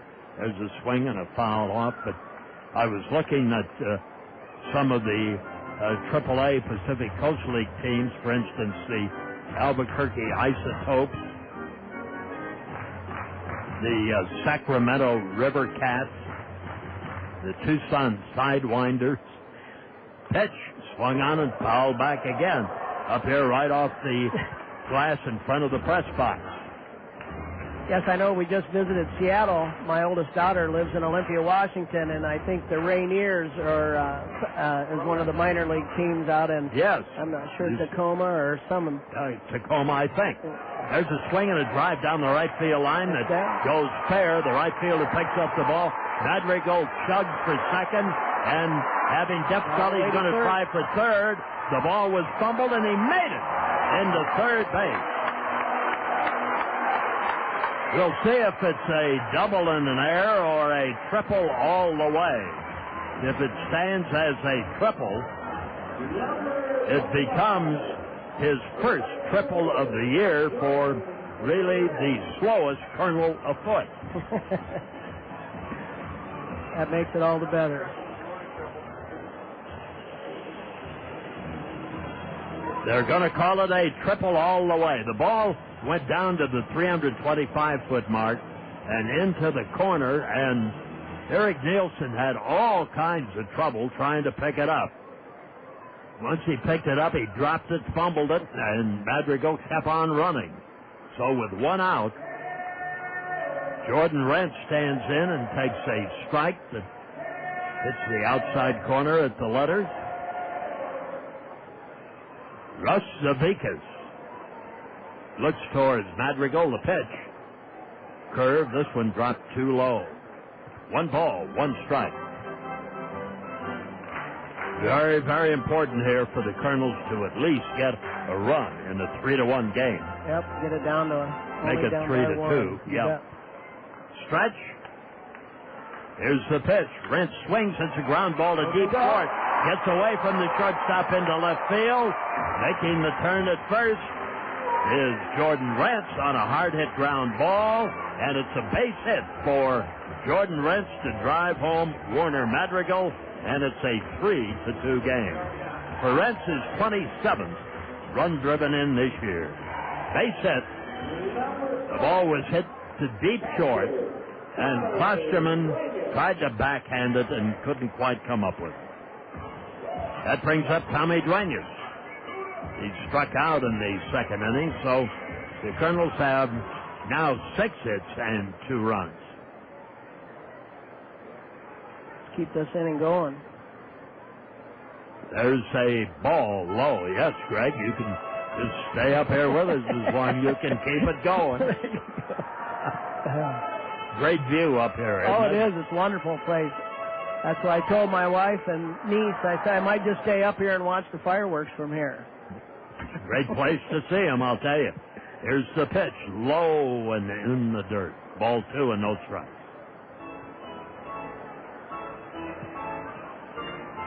Headquarters of Procter & Gamble still in Cincinnati. Yes. That's where they started.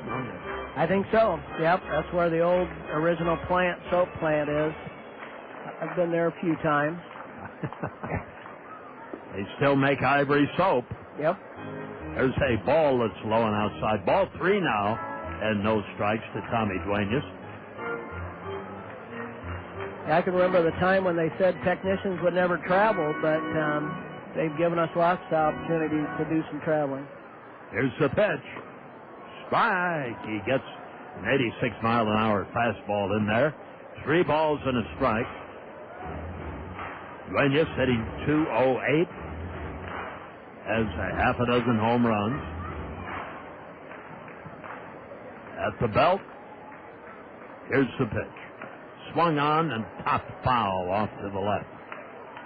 Ball 3, strike 2. Triple by Madrigal to the opposite field, and an infield single by Rentz. And the Kernels have themselves 2 runs and trail by 1.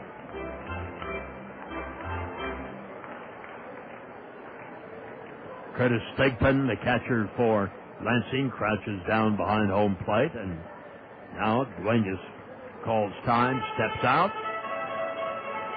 He'll make the pitcher think about the 3-2 delivery here with runner at first base in Jordan Rentz.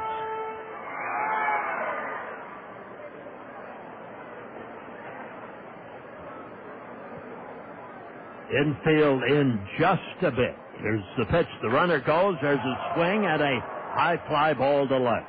Plenty of time for Snavely. In 3 steps, and he makes the catch. And back to first goes Rentz, and 2 men are out. Alexi Casilla comes on as we start the 3rd batting go-round of the game for Cedar Rapids Kernels. Same 2 teams tomorrow afternoon at 2 o'clock. And the Superstars will be here. It'll be Carl Jelena for the Kernels and Cheng Hun Ching for the Lansing Lugnuts. I see a lot of the Lugnut players are from Auburn. I thought it was kind of interesting. Well, that is an Auburn University. Is that okay? They'd have a whole team here. I wondered about that. I didn't think it was. There's a strike and a delayed swipe of second by Jordan Rentz. Stolen base. That one was stolen off the catcher. Thigpen was frozen there and didn't make a play. 1 ball, 1 strike, 2 out, 1 in. And Zabickas delivers. Curveball fouled off to the right. Ball 1 and strike 2. Regular players at this level have a great deal of difficulty with curveball.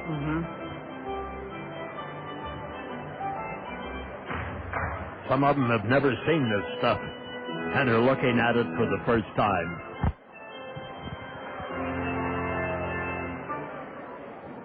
At the belt, here's the pitch. Swung on and missed.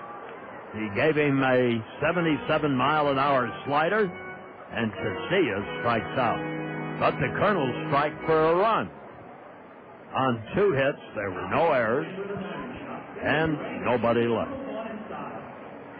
So we have completed now 4 innings out here, and it's 3-2 in favor of Lansing on Procter & Gamble night. And Greg Boyd, it's been a delight to have you up here. Well, I enjoyed talking to you, Bob. Congratulations on your company and to the folks in Iowa City, and we look forward to you coming back up here. Sure, sounds great. Well, I hope the Kernels can pull this one out for us. Okay, bring us home, will you? All right, will do. Greg Boyd with us up in the broadcast booth there at the ballpark, and we'll be back with more. You're listening to Colonel Baseball in the Zone. Pickup Man. Freedom Festival presents Mays Island Concert Weekend, July 2nd, 3rd, and 4th. Joe Diffie headlines Country Concert Night, presented by Toyota Financial Services, Saturday, July 2nd, for only $5. Sunday night, July 3rd, Freedom Rocks on Mays Island with Funk 101. Enjoy fabulous food, a beer tent, and the Action Zone both nights. And don't forget the celebration of freedom on the 4th of July. Visit freedomfestival.com for all events and times. I is for the massive amount of information at your fingertips. O is for the massive amount of information at your fingertips. W is for the massive amount of information at your fingertips. Read what's on the page. A is for... Oh, screw it. This is crap. Get somebody... Put it all together and what do you get? One massive website with one wicked fixation on everything, Iowa.com. Make it your first stop. Iowa. And tell your friends. .com. In the world of golf, the word titanium is becoming key to a great game of golf. Just think about it. Titanium drivers, even titanium golf balls. Now get the titanium that will really help your game. Maui Jim Titanium Sport Sunglasses, featuring their patented Polarized Plus technology, which eliminates glare so completely, you'll read putts and see your target line a whole lot better. Maui Jim Titanium Sport Sunglasses. For both single vision and progressive prescription Maui Jim glasses, visit Arcade Opticians, 1953 First Avenue. And we'll make a correction about the batting order for the Lansing Lugnuts. This will be David Hicks. Nielsen was the last man to bat in the last inning. This foul by Hicks, caught and then dropped by Tommy Duenas.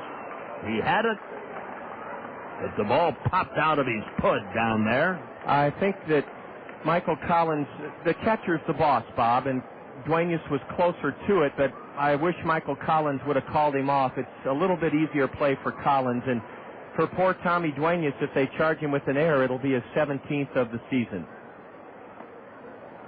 So far, they haven't charged him with an error, so that's good. This pitch is outside with Hicks now. It's a ball and 2 strikes. And the pitch swung on a changeup. Duenas drops the ball, picks it up, fires to Collins. He tags the bag, and Hicks is out. The final line on the starter, Joe Torres, 3+ innings. He surrendered 3 runs, all earned on 3 hits. Joe struck out 4 and walked 6.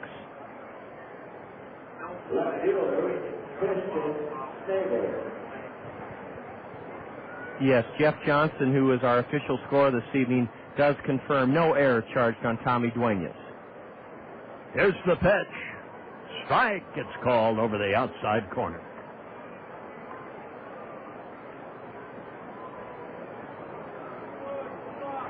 The pitch. There's a swing and a foul back. Well, last night, to equate what has happened here tonight, the Kansas City Royals batted the wrong guy in the wrong spot. There's a swing and a high drive deep into center field. Back toward LeBlanc. He can't get it. It's off the wall at the 400-foot mark, and a double recorded by the guy who's wearing out the Kernels, Christian Snavely.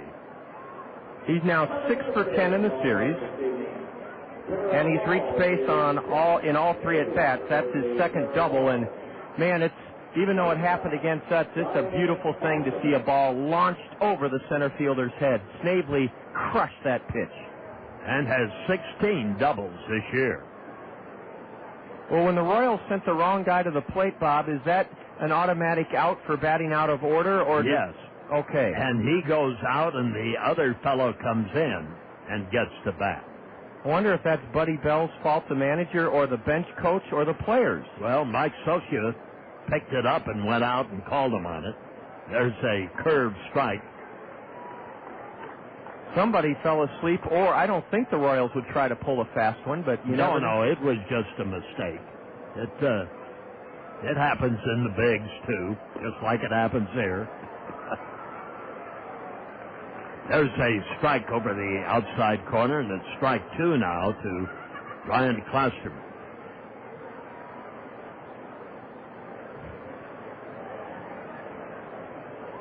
Three to 2 ball game in favor of Lansing, as we indicated. Every game in this series so far has been a 1-run decision. There's a swing and a miss. He gave it a home run rip on a 73-mile-an-hour change of pace by Nick Green. That's Nick's third strikeout. Nick Green worked in relief of Joe Torres Monday night in Peoria. 4 innings pitched. He gave the Chiefs 3 runs on 4 hits in 4 innings, struck out 3, walked none. And let's see if Nick can pitch around that one-out booming double and get Joshua Lex.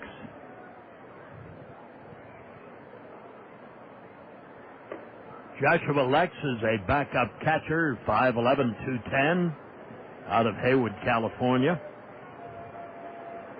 And the first pitch is a ball off the plate. Green will check the runner at second. Look over, here it is. There's a curve that is low. Ball 2 and no strikes. Base on balls, base on balls. It's a tough deal, isn't it, John? Probably the most aggravating thing a pitcher can suffer from is lack of control. There's ball 3, low and outside. Joshua Lex struck out and has walked and scored.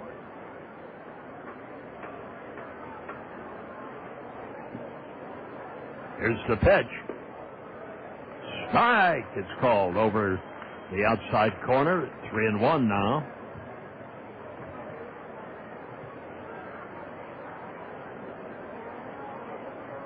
A pristine evening here at Veterans Stadium, and the stretch, here's the pitch. Off the corner for ball 4. Second walk by Nick Green. So he struck out 3, walked 2, given up a hit, and this is his first or his second inning of relief of Joe Torres.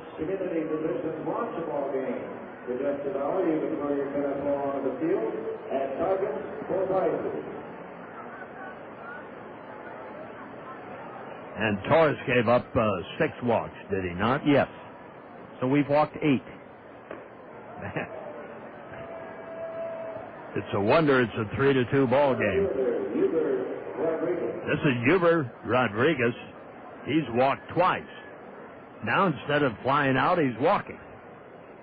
Stretch. Runners at first and second. The pitch. Curve. Low and outside.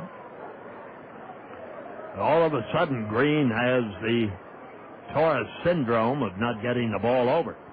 Ball 2 and no strikes. Here it is.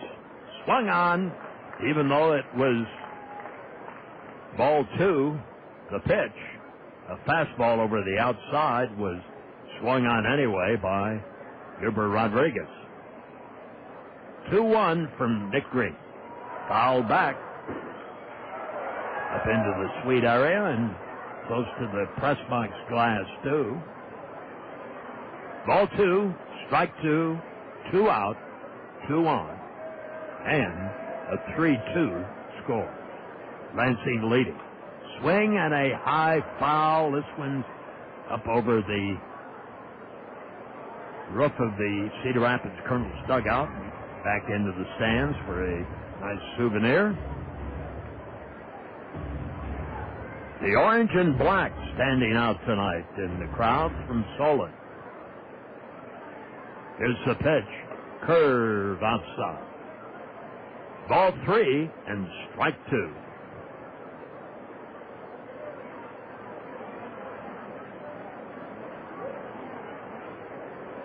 Now Nick Green is ready. Here it is. Runners go. There's a high drive to left. Going back. Can he get it? He cannot. The ball just lands in the pavilion seats out in left field for a 3-run homer by Huber Rodriguez.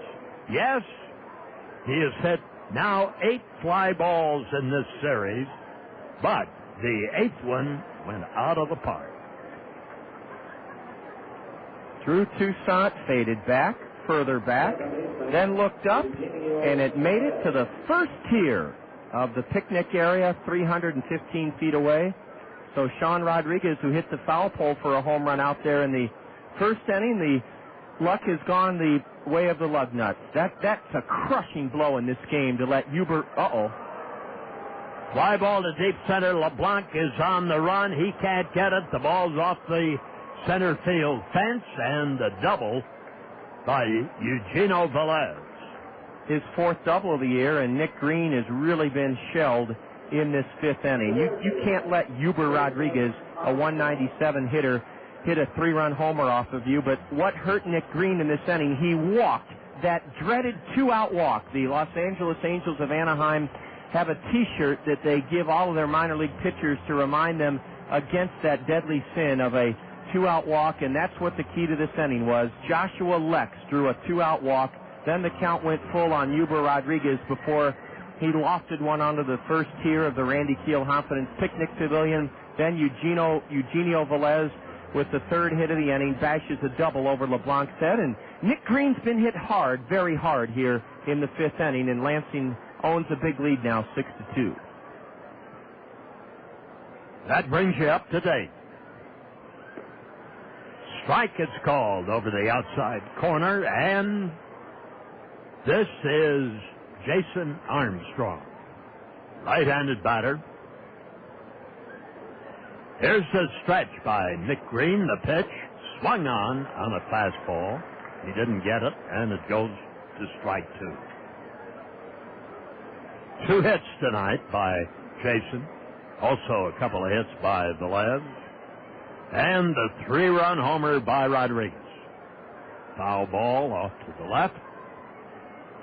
Totally unexpected for Eugenio Rodriguez to step into one and belt a 3-run homer.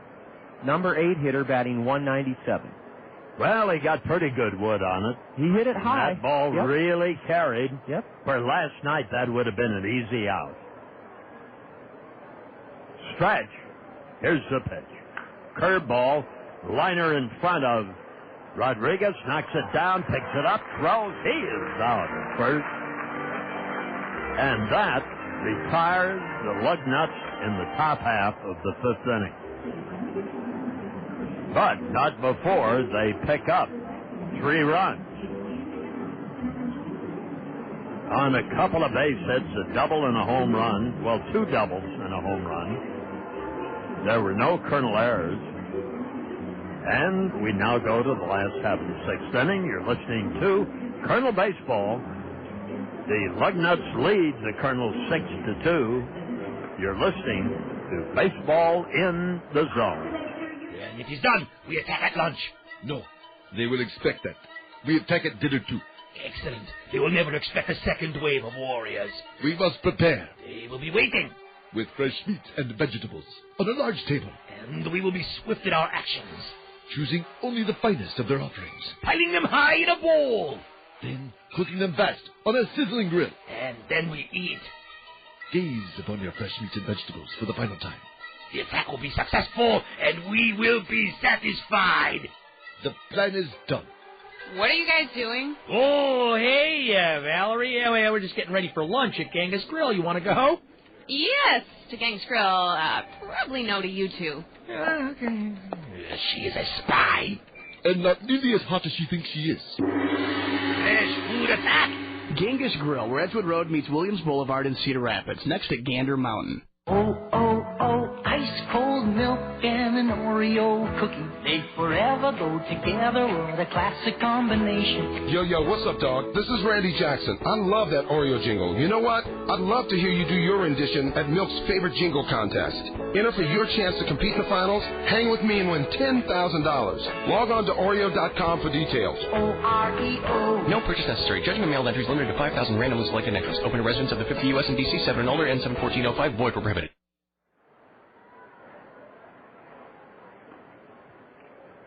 We're back at the ballpark to start the last half of the fifth inning.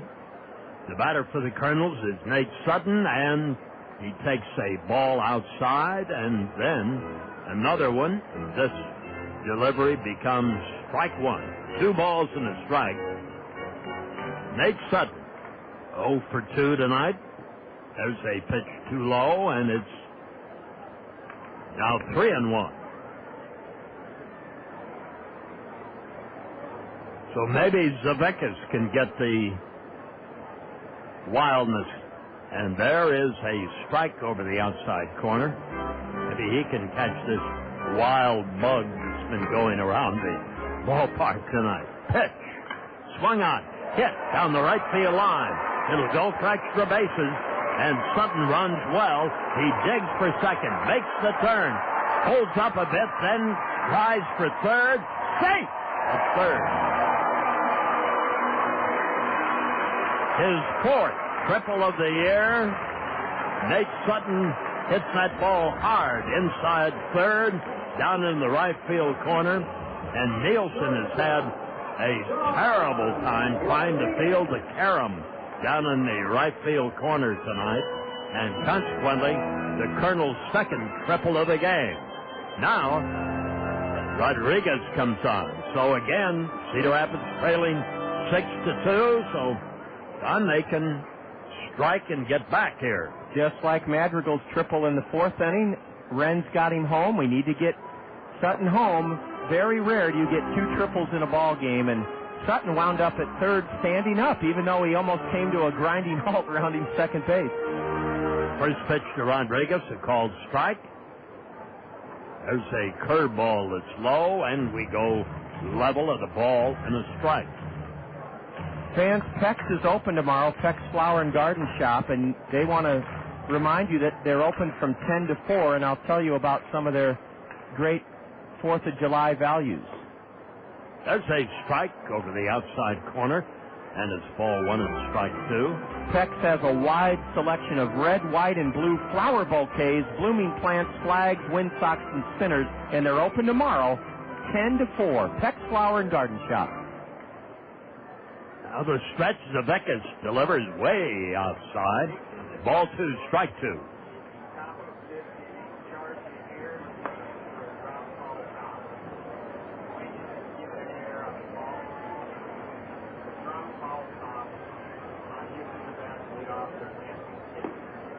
Pitch is low. Tommy Duenas did get an error, John. Well, we'll mark it in. I don't know why they change it, but they have the prerogative too. So the first error of the game was committed by Tommy Duenas in the fifth inning when he dropped the foul pop. The batter wound up striking out. Stretch, 3-2. Swung on and popped back up there. Still ball three, strike two. They must have chewed on that for a while over there, huh? And I would have called it an error to begin with, but they decided to not, and then they changed it, so they have that prerogative.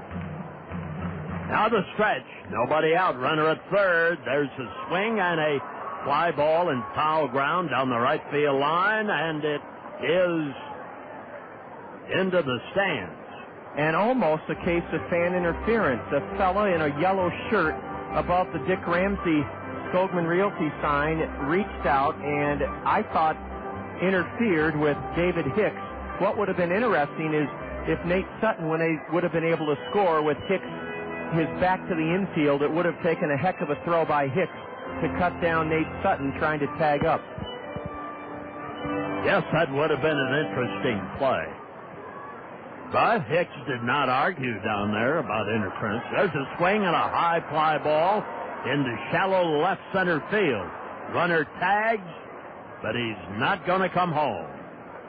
Center fielder Rodriguez came in too shallow. Ball was not hit deep enough and no opportunity to run for Sutton to score. One out. First time that Savickas has retired Sean Rodriguez, and he couldn't have picked a better time because now the key man in the inning for the Kernels to pick up Sutton from third with one out is Michael Collins. The Lugnut infield is back, so even if Michael can just stroke it on the ground, he would make it a 6-3 game, Lansing. Collins has had 2 hits tonight, batting over .330. Here's the pitch. Curve, strike it's called. Nick the outside corner.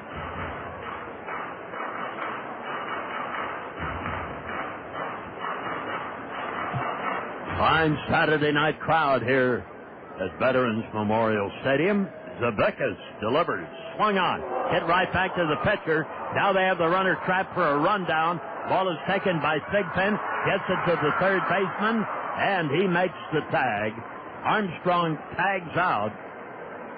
Sutton going into second will be Collins. That was a sharply hit ground ball, and it's the second time tonight that Zaveckas with that big glove, just reached out and said, look what I have. And he saved a run. Big play in this game. Big play as the Kernels, unless Toussaint can pick up Collins and Rodriguez, and let's hope Drew can, as Collins winds up at second. But Russ Savickas just took a run away from the Kernels.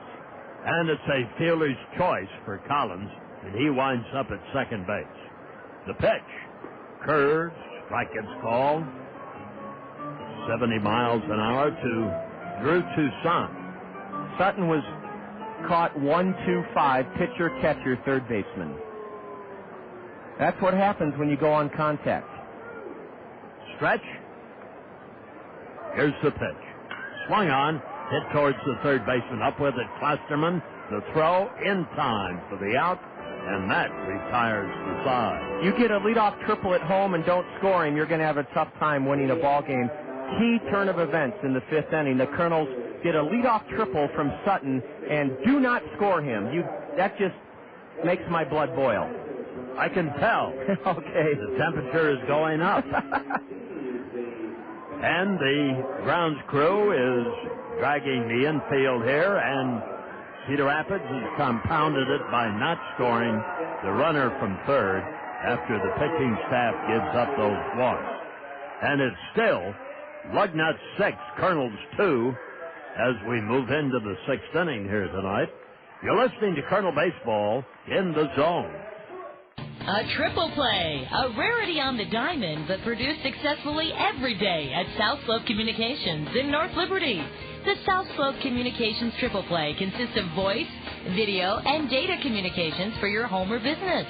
Achieve your communications triple play with South Slope Communications. South Slope is committed to providing the latest communications technology to their members while continuing to give service second to none. South Slope can provide your home or business with just about everything that connects you to information. Digital wireless phones, long-distance plans, data home and business wiring, video conferencing, dial-up and high-speed internet service, fiber optic installation and termination, and coming soon to all local servicing areas, digital video TV service. South Slope also rents out a beautiful community center event room in their magnificent new building in North Liberty. When you need anything in the communications field, select South Slope Communications. Visit them at southslope.com. Ever wonder who coined the phrase, "We eliminate the middleman"? Well, one thing's pretty certain. It wasn't the middleman. And how did they eliminate him? Something fishy there. But I digress. Geico pioneered direct-to-consumer car insurance over 65 years ago, and they've been saving smart drivers money ever since. Give them a call, and you might ask them, what did they do with the middleman? Geico's customer satisfaction stands at 97%. How would you rate your car insurance company? Geico, 1-800-947-AUTO. 15 minutes could save you 15%.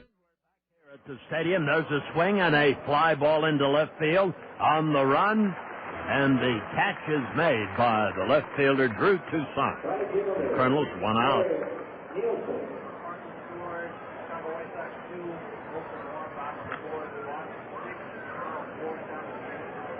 Curtis Thigpen flied out to left field. That's one ball there tonight that did not carry.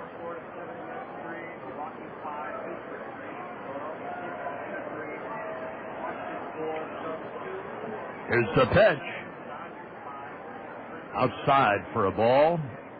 Eric Nielsen walked twice, grounded out once. The pitch. Nick Green delivers breaking ball for ball two.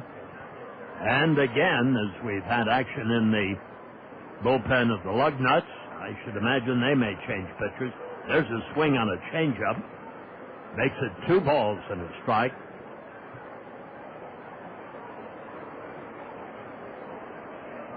Eric Nielsen, right-handed batter.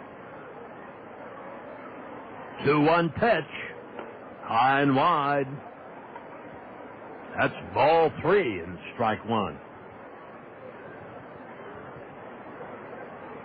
Juan Perez, who they list. There's a swing and a foul back. The Lugnuts list Juan Perez, a relief pitcher who may come on to work the bottom of the sixth at 6'4". And if he goes out there, he looks 6'8" to me, but we'll wait and see if we've seen the last of Russ Savickas, who pitched around a leadoff triple in the Kernel fifth inning. Now they'll wind up the pitch. Strike over the outside corner, and that's enough to get him out of there. Nielsen called out on strikes. That brings up the left-handed batting first baseman, David Hicks.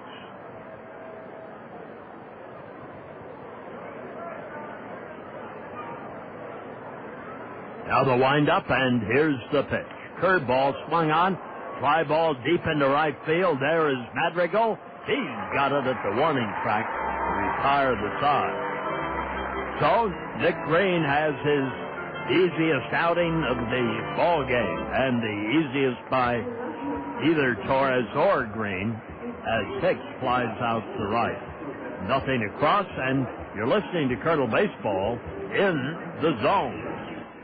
People say that I can't decide things. They are so wrong, but I could be wrong about that. A U.S. Bank check card with checking that pays gives you a choice of rewards, like cash, points for merchandise and gift certificates, World Perks miles, or even sweepstakes entries. Easy decision. I'll take the cash. No, it's a sweep.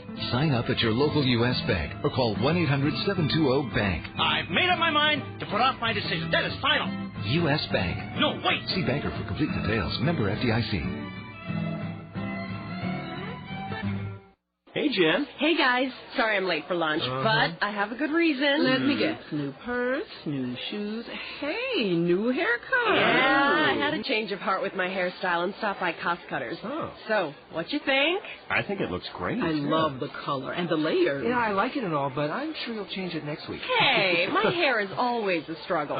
One minute I love it, the next I'm ready for a whole new hair color. Cost Cutters is the only salon that can keep up with my changing style. Ooh, remember when you had it short and spiky? Or when it was shoulder length and red. Oh, I forgot about that one. No, I should try shoulder length and red. Chris? Yeah, all I know is that Cost Cutters is the only salon for me. And me. Ditto. Hey, gang. For once we all agree. Yeah.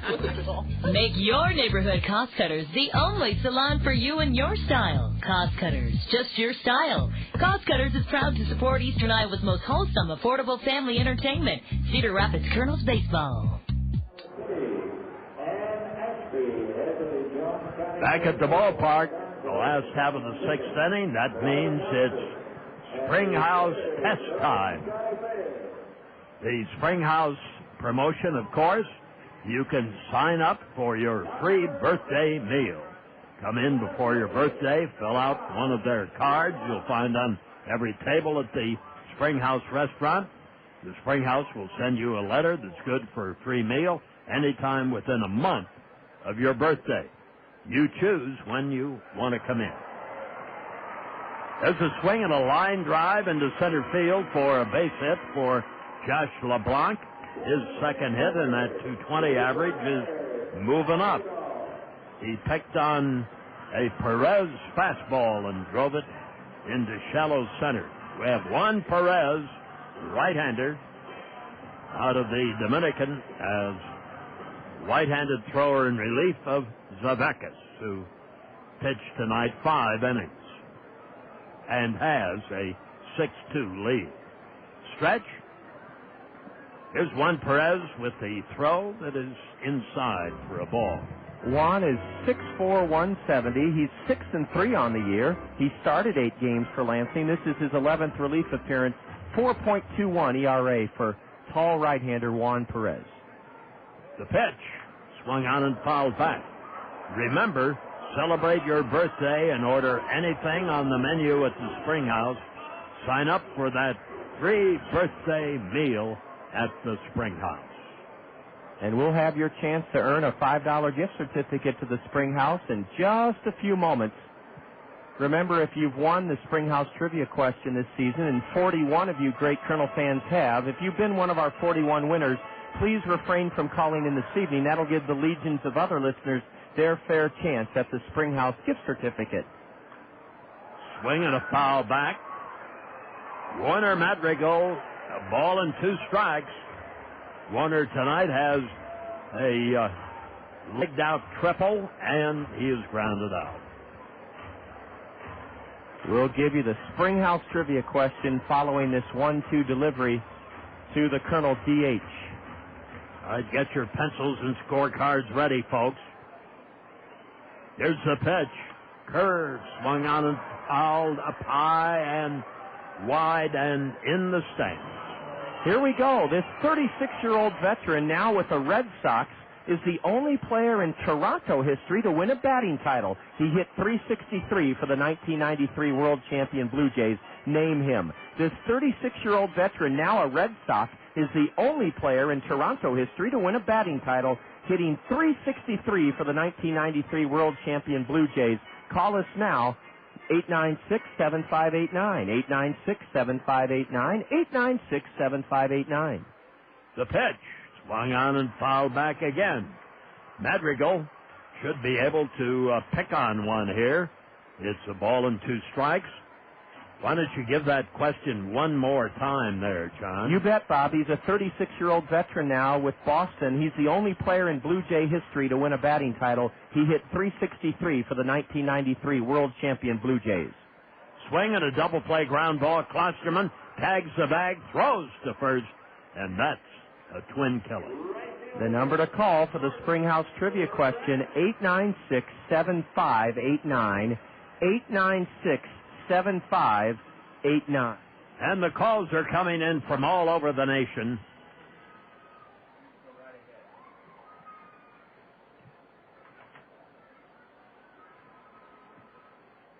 Now we get ready with a right-handed batter, Jordan Rentz, inside for a ball.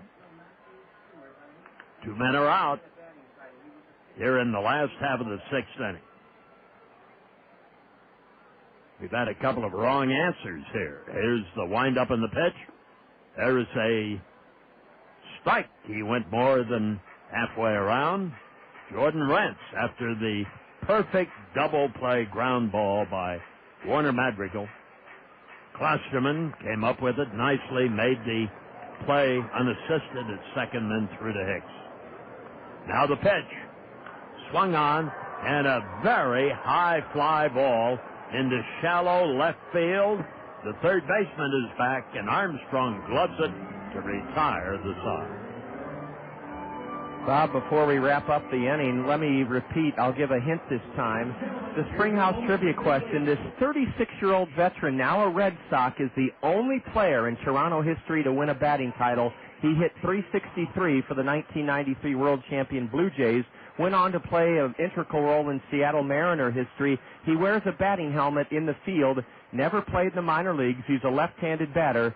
And the number to call, 896-7589, 896-7589, named the only Blue Jay to win a batting title. He did it in 1993, a left-handed batter, hit .363. 896-7589. Call now for your chance to earn a prize from the Springhouse. You're listening to Kernel Baseball in the Zone. ESPN Classic. Get the network that brings you the greatest sports in history. From Namath to Koufax. From McEnroe to Jordan. The greatest heroes. In their greatest games. Plus, the Emmy and Peabody Award-winning Sports Century. Revealing profiles inside the lives of legends. And real classics. Movies for sports fans every Sunday night. No wonder the LA Times calls ESPN Classic the best channel on television. To get ESPN Classic, call your local cable or satellite provider now. When it comes to life insurance, think ahead. Think about planning for your family's future with Farm Bureau Financial Services. Rocky Damiano in Marion can help you determine what coverage is right for you and your family. When so much in life is beyond your control, aren't you glad that life insurance isn't? For your family's future, think about life insurance from Rocky Damiano in Marion. Farm Bureau Financial Services, more than you think. Farm Bureau Financial Life Insurance Company, West Des Moines, Iowa. Beat the heat at Hunter's Ridge with the Dew Sweeper Special. Get a round of golf and a cart for under $20. Just start before 9 a.m. and you're on the links at Hunter's Ridge cheap. Watch your tee shot rise into the morning sun and enjoy the day's early temperatures weekdays at Hunter's Ridge. The Dew Sweeper Special nearly doubles your golf dollar. 18 holes and a cart at Hunter's Ridge for $19.95 Monday through Friday before 9 a.m. Hunter's Ridge, getting you out to enjoy golf cheap. Hunter's Ridge in Marion. With Hall of Famer Bob Brooks, John Rogers, we're enjoying this Saturday evening with you here in the Zone. It's just past 9 o'clock, and we have a winner to congratulate in our Springhouse Trivia question as Nick Green pumps in a strike to left-handed hitting Christian Snavely, and now a swing and a foul on a curveball, and 0-2 to Christian Snavely. It'll be Snavely, Klosterman, Lex here in the Lansing 7th. The big blow in this game, a 3-run homer off Nick Green by light-hitting Eugenio Rodriguez in the 5th inning. It catapulted the Lugnuts up 6-2. Here's a squibber to the left side of the plate, and it's a late throw by Nick Green. It took him forever to get to the ball, and then he fumbled it. It looked like Nick Green was in slow motion. Bob, it's going to be the 3rd hit of the night for Christian Snavely, the cheapest of cheap hits, but boy, I'll tell you what, Nick Green he looked rather lethargic trying to get to that ball. What, in 3 games, that's 10 hits? Let's see, 4 plus 3. That's 7 hits now for Christian Snavely. He does reach base for the 4th time in a row. And Nick Green did his best to get to it and couldn't come up with it cleanly. His throw to first was late, and it's a base hit for Snavely, the 8th hit of the game for Lansing. Each team has 8 hits, but the Lugnuts have made the most of 8 walks issued by Colonel pitching, and they're comfortably ahead here in the 7th, 6-2. Ball 1 is low to Ryan Klosterman. Our Springhouse, there goes the runner. A swing and a miss. The throw to second, and the runner's out trying to steal. That was a hit and run. Alexi Casilla took a perfect peg from Tommy Duenas. The caught stealing goes 2-4 as Ken Joyce, the skipper of the Lugnuts, was playing hit and run, and it was a curveball in on Ryan Klosterman's hands. He swung and missed for strike 1. Duenas made a perfect peg to Alexi Casilla at second, and the runner Snavely slid right into the tag. A bunt attempt by Klosterman. He offered at it, but the base umpire, Grant Menke, said he didn't. Ball 1. Well, he ran almost a third of the way down the baseball, down the first base line trying to get to it. He tried to bunt it. It was strike 2, but the base umpire said ball. Now a swing and a miss, strike 2. We want to congratulate Greg Buelow, B-U-E-L-O-W. Greg had the correct answer to our Springhouse trivia question. John Olerud was the answer, the only player in Blue Jay history to win a batting title. He hit .363 in '93 for the World Champs. A beautiful curve is strike 3 called on the outside corner, and it could be an easy inning for Nick Green. Nick did breeze through the 6th inning, his best inning of the evening, as he set down Lansing in order in the 6th inning. Greg Buelow, Bob, wanted me to especially pass on his compliments. He said he's thrilled to hear you back in the booth doing baseball. He said he says he never misses a Kernel broadcast and really enjoys when Scott, Julia, you and I bring Eastern Iowa the action. And I thank Greg Buelow for his kind words. But Greg, keep listening, keep calling, and have some fun with the Kernels this summer. He'll be here for the 4th of July game, he told us, on Monday. That's good for you. You'll be welcomed here, and we'll be happy to have you anytime. Congratulations, Greg. John Olerud never played in the minor leagues. He's one of the few blessed that never had to go through the Bush League, so to speak. They're not Bush Leagues anymore. 0-2 pitch is fouled away by Joshua Lex. He's the man that drew a 2-out walk in the 5th inning ahead of the 3-run homer by the on-deck hitter, Eugenio Rodriguez. Man, conditions have changed. These minor league ball players can almost get comfortable with everything except the pay. The stadiums are beautiful. The fields are well manicured. The uniforms are not hand-me-downs. Here's a roller up the third baseline, foul. It used to be, Bob, that playing in the minor leagues was a real sacrifice, not only in terms of salary, but the travel conditions were very, very difficult. The ballparks weren't really well kept up, and the lights weren't good. But nowadays, man, the kids in the minor leagues get really the best of everything. There wasn't such a thing as weight training or trainers or anything like that. If you needed training help, you trained yourself. It's a great deal different. One thing I would point out is that if, even like Lansing, if you need an interpreter, they have one. That's great example. When you have it won't be long before everybody's agent will be here in the stands. The one thing I hope doesn't happen to the minor leagues is I hope it's never unionized. A high pop foul off to the right, and the count remains 0-2. We have a big crowd on hand here, and they're eager to rise for the singing of taking out to the ball game during the 7th inning stretch. The 0-2 from Nick Green is in the dirt, and just last night, Bob, I mentioned I saw some bottle rockets being launched from behind the center field fence, and again tonight we see some, and that must be some adventurous kids in the southwest side neighborhood here where the ballpark is, just having some fun. Well, yes, that's just some neighborhood pyrotechnics tonight.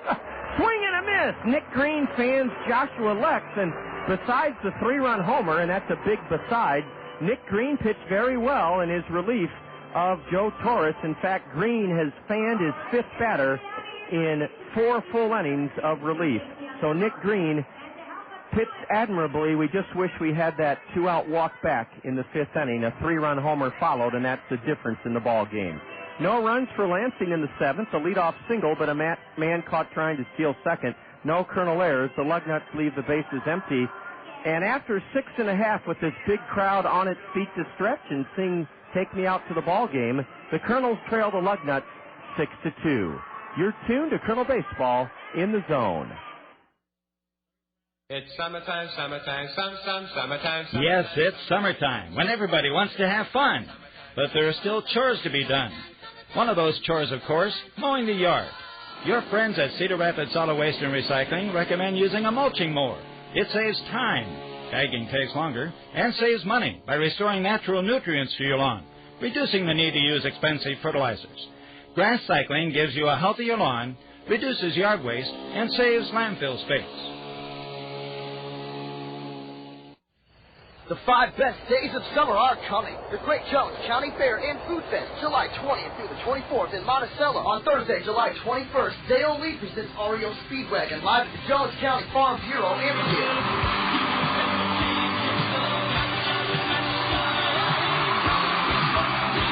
On Friday, July 22nd, the Jones Regional Medical Center hosts the return of Rascal Flatts, presented by Coors Light.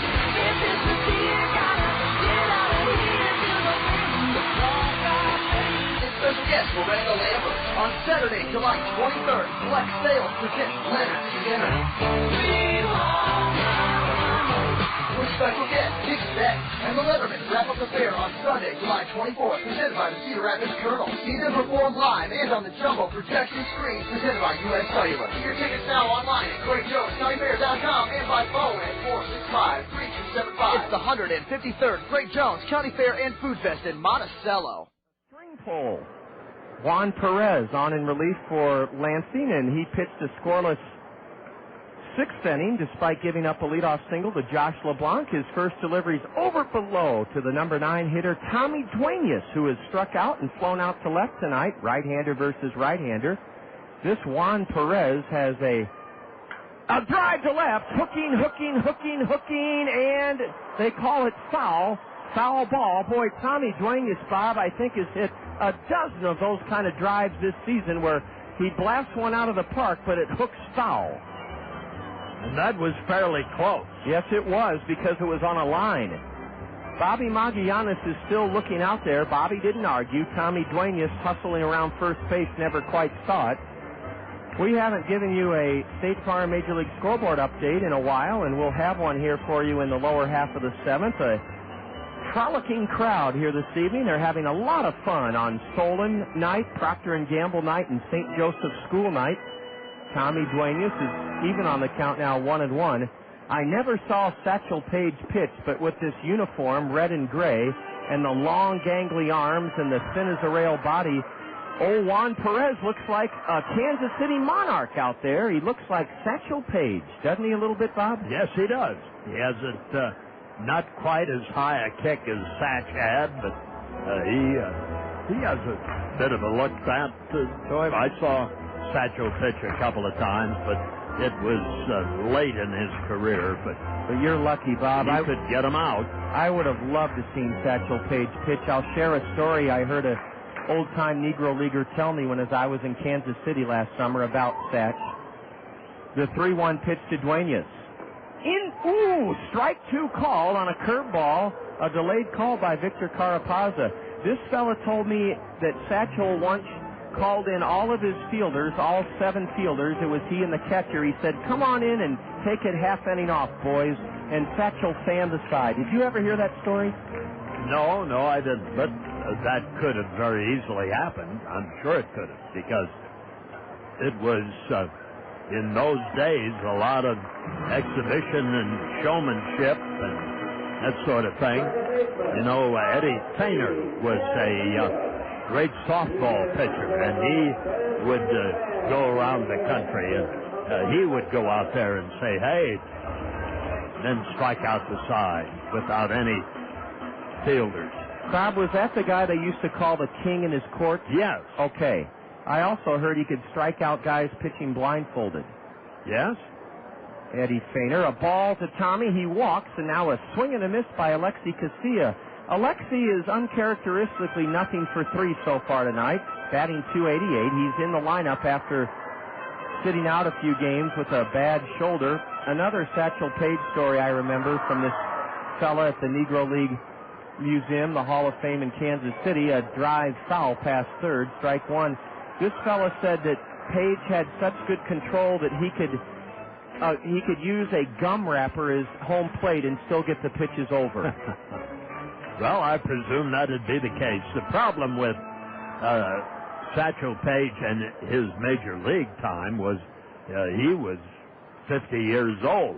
A ground ball into right, a base hit. That'll send Tommy Duenas heading to third. A good throw's going to get him, and he is safe at third. A risky base-running play by Tommy Duenas, but he dove in head first ahead of the throw by Eric Nielsen. It's a base hit for Casilla. Going to second on the throw to third was Alexi Casilla. He's credited with a single, a ground ball through the right side, and the Kernels are making noise here in the bottom of the seventh, down by 4, 6-2. They have runners at second and third with nobody out as Tom Bradley comes out. State Farm Insurance agents Gary Schubat, Lanny Peterson, Dale Thompson, and Al Shetler bring us a look at action from this afternoon and tonight on the State Farm Major League scoreboard. And first, let's talk about that slide by Tommy Duenas, because the throw was just a little bit to the outside of the third base bag. Duenas read it and slid to the inside of third base and avoided the tag because the ball was there in time. All right, the scores. We have Baltimore defeating Cleveland 4-0. Minnesota beating Tampa Bay 4-1. Texas over Seattle 6-5. The LA Angels beating Kansas City 5-3. Those are finals. First pitch to Sutton, a base hit into left center. It'll go to the wall. 2 runs will score. Here comes Duenas. Right behind him is Alexi Casilla on an opposite field double.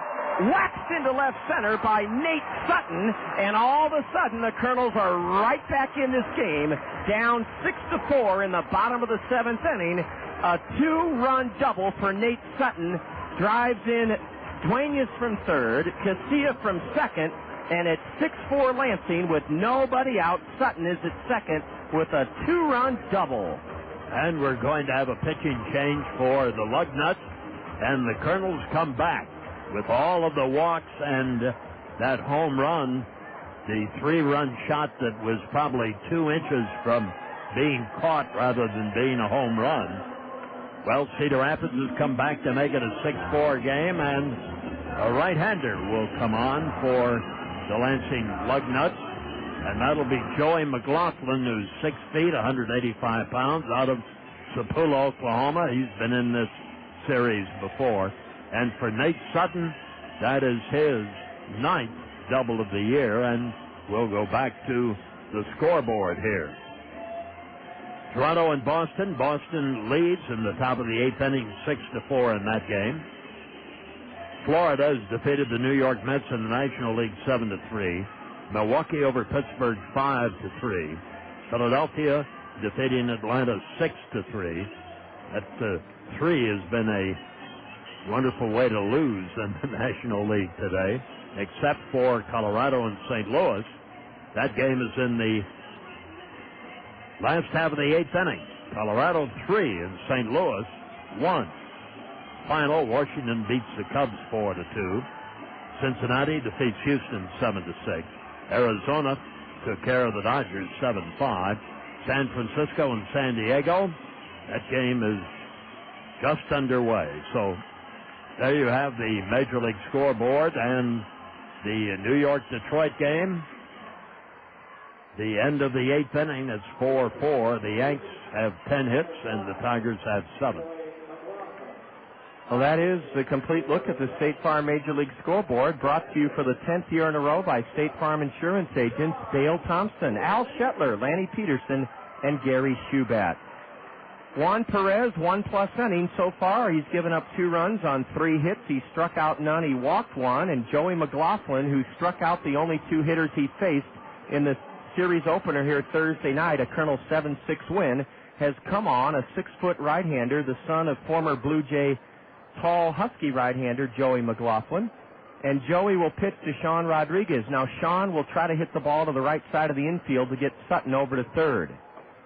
Painting the outside corner with a fastball, strike 1 to Sean, is Joey McLaughlin. He's 2-2 this year, 25th appearance for Lansing, and he has 5 saves with a 3.20 ERA. He's a pretty good pitcher. Well, he knows how to pitch. And Rodriguez does try to go the other way, but lifts it foul straight back, and McLaughlin's ahead of Sean Rodriguez, 0-2. If the Kernels would have been able to get Sutton home from third with nobody out in the 5th inning, it would be a 1-run game now. But you can't look at it that way. You have to forget that and say, now we have another good scoring chance. Runner at second. Kernels have cut the Lansing lead to a pair, and nobody out. A changeup in the dirt and a terrific smothering blocking of it by Curtis Thigpen, who's wearing black shin guards and a black chest protector. Now the shortstop, Ryan Klosterman, comes trotting in from his position to have a word with Joey McLaughlin. 6-4 Lugnuts. Kernels have out-hit Lansing 10-8, and this crowd has come alive. Mainly the folks who are here tonight on Hearing Awareness Night are starting to make this noise. Rodriguez lays off a pitch low and outside. Good for them.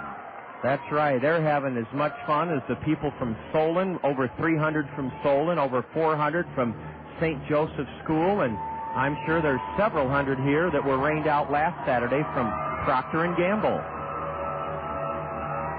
Sutton at second, the 2-2 to Rodriguez.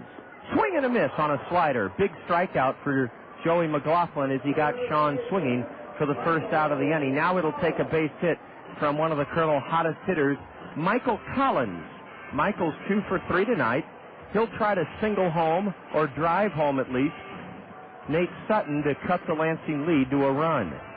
Big strikeout of Sean Rodriguez by Joey McLaughlin. Mainly because Rodriguez just couldn't get the bat on the ball. Outfield plays the Colonel cleanup batter, Michael Collins, straight away. Nate Sutton with an opposite field 2-run double is still at second with 1 out, and now Joey McLaughlin wants his catcher, Curtis Thigpen, to go through the signs again. As Bob told you earlier, more fun here tomorrow. The Superstars will be here. The gates open at 1, a 2 o'clock start. The weather's supposed to... There goes Sutton! A pitch, a strike, the throw to third, not in time! Well, even though Sean Rodriguez failed to get Sutton to third, Nate took matters into his own hands. He swipes his 8th base of the year. I want to correct myself. The plate umpire ruled that pitch ball 1. Huge stolen base, Bob, because now a ground ball would make it a 1-run game, not a base hit. That's the second stolen base by the Kernels tonight. And a swipe of third, a rarity in the game, and it's up to Collins now to get that run in. Michael could not do so in his last time up. Here's a grounder to third. Sutton better get home. He didn't break immediately, and he is out! Why didn't he break immediately? The infield was back. A base-running blunder by Nate Sutton. He's out at the plate. He throws on the ground ball to short. Oh, my goodness. Oh, the little things. The infield's back. And, oh, brother, Collins grounded it to short, and the shortstop Klosterman was not going to throw home. He was not going to throw home, but for some inexplicable reason, Bob, Nate Sutton did not break off third base. I don't know, it was a miscommunication between he and Bobby Magallanes, but the Lugnuts were giving the Kernels the run, and Sutton throws, and as a result, he was thrown out at the plate. A very costly base running mistake by the Kernels, and I can't explain it. Well, he should have gone on contact. The infield was back. They were giving the Kernels the run, and poor Nate Sutton froze at third base and then tried to score, and Klosterman, playing back, still had enough on his throw to get Nate Sutton, and for the life of me, I don't know what happened to Nate Sutton, why he didn't break on that ground ball, unless Bobby Magallanes, as I say, there could have been a miscommunication between Nate and the third base coach and manager, Bobby Magallanes. But, well, if you're going to stay, you stay. If you're going to go, you go. You can't say there's no yeah buts in that deal. Well, there's another run. The Colonels should have scored but didn't, and Michael Collins reaches on a fielder's choice. Strike two to Drew Toussaint. Drew has had a tough night at the plate. Nothing for 3. 2 out now in the inning. I still can't believe we didn't score Sutton from third base on that ground ball to short. Man, oh man, but you have to remind yourself, as Bob was talking to the nice fellow from Procter & Gamble, that is why all of us are here. It's to learn, it's to develop, and you're going to make mistakes. Heck, the other day, Bob, Jeremy Burnitz was picked off third base as the tying run, a big leaguer. And in the 8th inning. Ball 2 to Toussaint. How in heaven's name, with the tying run at third in the 8th, are you going to get picked off third base? And that illustrates my point that even big leaguers sometimes make costly base running mistakes. It's a full count now to Drew Toussaint. The Colonels have shot themselves in the foot 3 or 4 times tonight and are only trailing the game 6-4 in the bottom of the 7th inning. They have 10 hits to 9. The payoff pitch in on the hands of Toussaint. He swings and misses and strikes out, and that does it for the Colonels in the 7th inning. The Colonels get 2 runs on 2 base hits. There were no Lansing errors, a big Colonel base running blunder, and the Colonels leave a runner and have stranded 7 men this evening. Boy, oh boy, this easily could be a 6-6 game if the Colonels had made just a little bit better execution, but hey, that's why this is a fun game. You never ever know what's going to unfold on that diamond down below. After 7 innings, it's Lansing 6, the Colonels 4, and this is Colonel Baseball in the Zone. How would you like your next home buying or selling experience and lending process to be handled beautifully under one roof? If that's the way you want your real estate and mortgage needs to be met, select Todd Financial Services. Securing your loan and helping you find or sell your home is what Todd Financial Services does better than traditional banks and real estate firms. You'll be fully informed, supported, and taken care of so that buying, selling, or financing your home will be a pleasurable experience. Todd Financial Services, eager to meet all of your mortgage and real estate needs under one roof. For just 45 cents a day, you can have 8 weeks of the Wall Street Journal delivered every business day. That's just 45 cents a day for the insights, analysis, and news relevant to the business of your life. The Journal delivers the useful information you need to save time and money. Call now and save 55% off the Journal's newsstand price. For new subscribers in the continental U.S., call 800-965-2882. That's 800-965-2882 for the Wall Street Journal. Shop EdwinWatts.com for all your golfing needs. Since 1968, Edwin Watts Golf has provided golfers worldwide with outstanding service, cutting-edge products, and amazing deals. With our great selection of golf's best brands, you won't want to shop anywhere else. At EdwinWatts.com, you'll find the best golf equipment to improve your game and expert sales consultants who are eager to help. Visit us online at EdwinWatts.com today. Edwin Watts Golf, golf's most trusted retailer.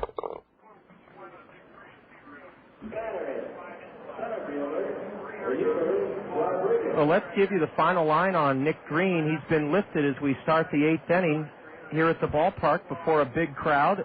6-4 Lansing. Nick Green went 4 innings, surrendered 3 runs on 5 hits, struck out 6, and walked 1. Jamie Douglas, Colonel left-hander, has come on to work the top of the 8th inning, and he'll pitch to Huber Rodriguez, who has the biggest blow in this game, a 2-out, 3-run homer off Nick Green back in the 5th inning. For Jamie Douglas, he has an ERA of 7.36. He's been in 19 games, and he has pitched 25 2/3 innings, given up 30 hits and 34 runs, 21 of them earned, 5 homers, He has hit 8 batters. He's walked 19, struck out 17. And he's fallen behind, 2-0. Now a strike as Huber Rodriguez tried to get out of the way of a Jamie Douglas pitch down and in, but Huber must have had it tip off his bat for strike one. Jamie last pitched in the second game of a doubleheader here on Sunday. A ground ball up the middle. Alexi Casilla over to get it to his right. The throw is low, but Michael Collins reaches down to snare it, and Jamie Douglas starts off on the right foot as he gets Huber Rodriguez to roll out to second base. One away here in the top of the 8th inning. 6-4 Lugnuts. The Kernels have out-hit Lansing 10-8. That's the first time in this series that Rodriguez has hit a ground ball. Boy, oh boy, isn't that something? Ozzie Smith used to be paid $1 by Whitey Herzog for every time he'd hit the ball on the ground back in the mid-'80s, and if Ozzie would hit it in the air, he'd have to pay Whitey $1. They used to call it their Pepsi money. They'd use those dollars to buy soft drinks. Ball one is outside to Eugenio Vélez. Switch hitter batting right. What a delightful evening it is. That home run by Rodriguez really shows what the little things in the game of baseball are all about, because I'll guarantee you there couldn't have been 6 inches between an out and a home run. Toussaint went back to the 16-foot high wall and left and looked up, was ready to try to catch it as it came down, but it, as Bob said, it landed 6 inches onto the first tier of the Randy Keel Confidence Picnic Pavilion. It was a 2-out, 3-run homer that put Lansing ahead 6-2. They lead it 6-4 as ball 2 is outside to the switch hitter Eugenio Vélez. He's 2 for 3 tonight. Open stance from the right side, and he chops it outside of third to his skipper Kenny Joyce. Kenny fields it and tosses it up into the grass slope seating berm for an appreciative youngster. Great to have our guest from Procter & Gamble, Greg Boyd, with us earlier this evening. Boy, that is a Fortune 500 company that makes so many great consumer items, including Pert shampoo. A drive into right. Jordan Renz retreats quickly and stabs it for the second out of the inning. Eugenio Vélez got good wood on it and lines out to right for the second out of the 8th inning, and so far so good for Jamie Douglas. What are you going for, a case of that? Well, Bob, I figured if you could hit up Greg for a couple of complimentary toothbrushes, I could let him know that I use Procter & Gamble's Pert shampoo. I did not know. Here's a foul off into the Papa John's Plaza down the right field line, the aluminum back bleachers. Strike one to Armstrong. I didn't realize, Bob, that you had remembered when Procter & Gamble first set up stakes in Iowa City. Yes, it was a big deal. Yep. It's gotten bigger. Yes, it has. And they're a company that has terrific earnings, and they treat their employees very well. Greg Boyd, I think, said he'd been there over 30 years.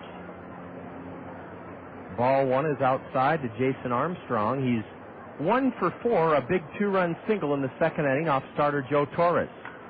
A high can of corn into shallow right. Near the line, Jordan Renz trots in and puts it away to end the inning. Jamie Douglas looks fantastic as he retires the Lugnuts 1-2-3-0 across in the top of the 8th inning. As the Kernels come to bat in the home half of the 8th, Lansing leads it 6-4. And you're tuned to Kernel Baseball in the Zone. A new school year means the chase is on. What school will be the best? The Zone, ESPN Radio, 1600 AM, Farm Bureau Financial Services Metro Sports Trophy winner. It's simple. The school that rules brings home the hardware. Your school earns points by being the best in all 19 sports programs. Boys and girls, fall, winter, and spring. The school with the winningest programs takes home the coveted Zone Metro Sports Trophy and $500 from Farm Bureau Financial Services. Every sport counts towards each school's total points, and citywide bragging rights are on the line. We'll post the standings quarterly at the worldwide headquarters of the Zone, thezone1600.com. Current stats show Linmar leading the boys contest and Marion holds the top spot in the girls column. Who will come out on top? Kennedy Kearney, Jefferson, Limbar, Marion, Prairie, Washington, or Xavier. The Zone Farm Bureau Financial Services Metro Sports Trophy. Only from the home of high school sports. The Zone. The Zone. ESPN Radio, 1600 AM. Hey, hon, got the grill ready? The grill. Yeah. No grilling tonight. Too messy, too hot. Maybe rain. Bugs the size of pterodactyls. Fine, then I'll grill. No rain, no hassle, no cleanup, no pterodactyls. Well, if I'd known you were going to grill in La La Land. Not La La Land. North Country Steakhouse. North Country Steakhouse on Blair's Ferry Road in Cedar Rapids. Grill inside and beat the heat, or take it outside for lunch on Tuesdays, Thursdays, and Fridays. North Country Steakhouse, home of the best steaks around. The Kernels will send their numbers 6, 7, and 8 men in the order up to face 6-foot right-hander Joey McLaughlin. And Bob, earlier this spring, you and I were reminding our listeners of how many of these young minor league professional pitchers, 6'3", 6'4", 6'5", 6'6", 6'7", and it is really an anomaly to see a guy of Joey McLaughlin's size out there, and I say hooray for the little man. Well, yes, and he's a crafty pitcher at this level. His dad was a very good big league pitcher for Toronto. Here's a bunt attempt by LeBlanc, and it sails foul into the screen. Josh has 2 of the Colonel's 10 hits, and he tried to bunt his way on to open up the 8th, but he's in the hole 0-1. Chris Waters is warming up in the Colonel right field bullpen. The outfield plays the left-handed hitting LeBlanc straight away. And a changeup. Josh was out in front of it, swung over top of it, strike 2. Lansing leads it 6-4. Even though the Kernels have out-hit the Lugnuts 10-8. The 0-2 to LeBlanc is just outside a ball. The Lugnuts have on their red caps with black bills, and then they wear gray road tops that are sleeveless. A curve, and it's popped foul right back here to our left. Remember, Monday, the 4th of July, the gates open at 4. You'll want to come early on Monday because McDonald's will be presenting red, white, and blue wooden bats to the first 1,000 girls and boys, 12 and under, on Monday. LeBlanc didn't mean to. I hope he didn't re-injure his broken hamate bone. He swung and missed, and that's the 3rd strikeout already for Joey McLaughlin. He certainly jarred every bone in his body. Frankly, they had him swinging like a pretzel. It was a changeup high, and it fooled LeBlanc. Warner Madrigal tripled and scored back in the 4th inning to cut the Lansing lead to 3-2. Warner wrapped into a double play his last time up, and he bounces one to the left side. Diving stop by Armstrong. Throw in time, and you won't see a better play at the hot corner as Jason Armstrong sprung into the air, diving to his left, and he took the in-between hop of all things. He smothered that with his body and then got up and threw him out. That's the defensive gem of the night. That ball was all but by Jason Armstrong, and he took a hit away from Madrigal, and Joey McLaughlin continues his mastery over the Kernels, pouring in a strike to Jordan Renz. This game really turned around on a 3-run homer by Rodriguez back in the 5th inning, and then a leadoff triple by Nate Sutton in the 5th inning, and the Kernels failed to get him home, and then a base-running blunder. It's just been one of those games where the Kernels have not been able to quite get over the hump. The 1-1 is a swing and a miss, a home run cut by Renz, and he's in the hole 1-2. But we're still in the game, only down by a pair in the bottom of the 8th inning. Nothing shaking, nobody on, 2 out. Renz is in the hole 1-2. McLaughlin brings it, a curve in the dirt for a ball. I've been checking on the Los Angeles Angels of Anaheim's farm system record as it stands now. Salt Lake in that Pacific League, the Northern Division, has lost their lead, but they're a game and a half behind. Dumping one off the end of the bat into center for the 11th Colonel hit of the night is Jordan Renz. It's his second base hit. And Bob, I hope you found I highlighted a couple of big names, former Colonels, and I wondered how guys like Mathis and Kochman and Gourneau are doing at AAA Salt Lake. Let me see if I can put my hands on that, Bob. It's a shorter sheet that I thanks. I'll find it here in a minute. Thanks, Bob. I know that Gourneau's having a monster year, and Mathis is playing every day, so's Kochman at AAA Salt Lake. Well, they're not wearing the pitchers out, but they're doing acceptably well. Duenas, the tying run at the plate, pops it foul behind home plate, strike one. Especially Nick Gourneau, who's hitting .291. He has 53 runs driven in, so that's excellent. Kochman is hitting .281, has 41 runs driven in. Mathis hitting .275, 38 runs driven in. Gourneau has had 14 homers. Kochman's had 3. Mathis has had 9. And Adam Pavkovich has himself quite a record going here, too, with 20 RBIs. Those are 4 guys who played as Kernels that are all flourishing at AAA Salt Lake, and the one pitcher that was a Kernel maybe 3 years ago, Dusty Bergman, a left-hander, has been good out of the bullpen for the Stingers. 3.3 and a good ERA of 2.45. Ball one, low to Tommy Duenas. Renz is at first, and Tommy tries to hold up on a pitch at his knees, and according to the base umpire, Grant Menke, Tommy did hold up in time, and Joey McLaughlin's fallen behind him 2-1. Bottom of the 8th inning, Renz at first, tying run at the plate, Tommy Duenas with 2 out, 6-4 Lugnuts. McLaughlin set below the chin and delivers, and a mammoth pop-up. If it ever comes down, and I mean that, if it ever comes down, it may be caught. 4 men clear out of the way, and the biggest guy on the infield, David Hicks, catches it to the left of the pitcher's mound. Bob, there's an old saying, a big league pop-up, and we just saw one. Yes, it was. And Hicks said, I'm the captain out here.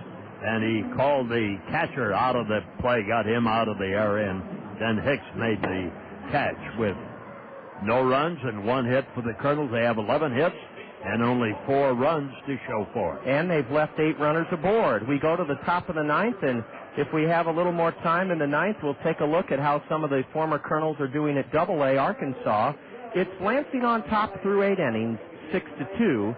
Check that, 6-4, 6-4 Lugnuts, and you're enjoying Kernel baseball in the zone. It's summertime, summertime, summertime. Yes, it's summertime, when everybody wants to have fun. But there are still chores to be done. One of those chores, of course, mowing the yard. Your friends at Cedar Rapids Solid Waste and Recycling recommend using a mulching mower. It saves time. Bagging takes longer and saves money by restoring natural nutrients to your lawn, reducing the need to use expensive fertilizers. Grass cycling gives you a healthier lawn, reduces yard waste, and saves landfill space.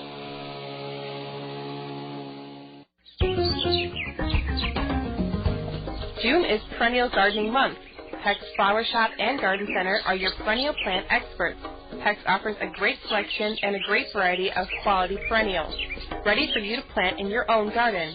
Buy 2 of Peck's hardy perennial plants and get 1 free of equal or lesser value. Choose from favorites including daylilies, coneflowers, daisies, and so many more. Peck's annual flower plants are on sale too. Choose geraniums, wave petunias, and other long-blooming favorites. Buy 2, get 1 free of equal or lesser value. Peck's reminds you to stop in for their weekly fresh flower feature, 1 dozen short stem roses, $9.95 a dozen, cash and carry. Peck's Flower Shop, Garden Center, Nursery, and Landscaping at the corner of Blairsbury and Edgewood Road, Northeast. Growing with Eastern Iowa since 1956.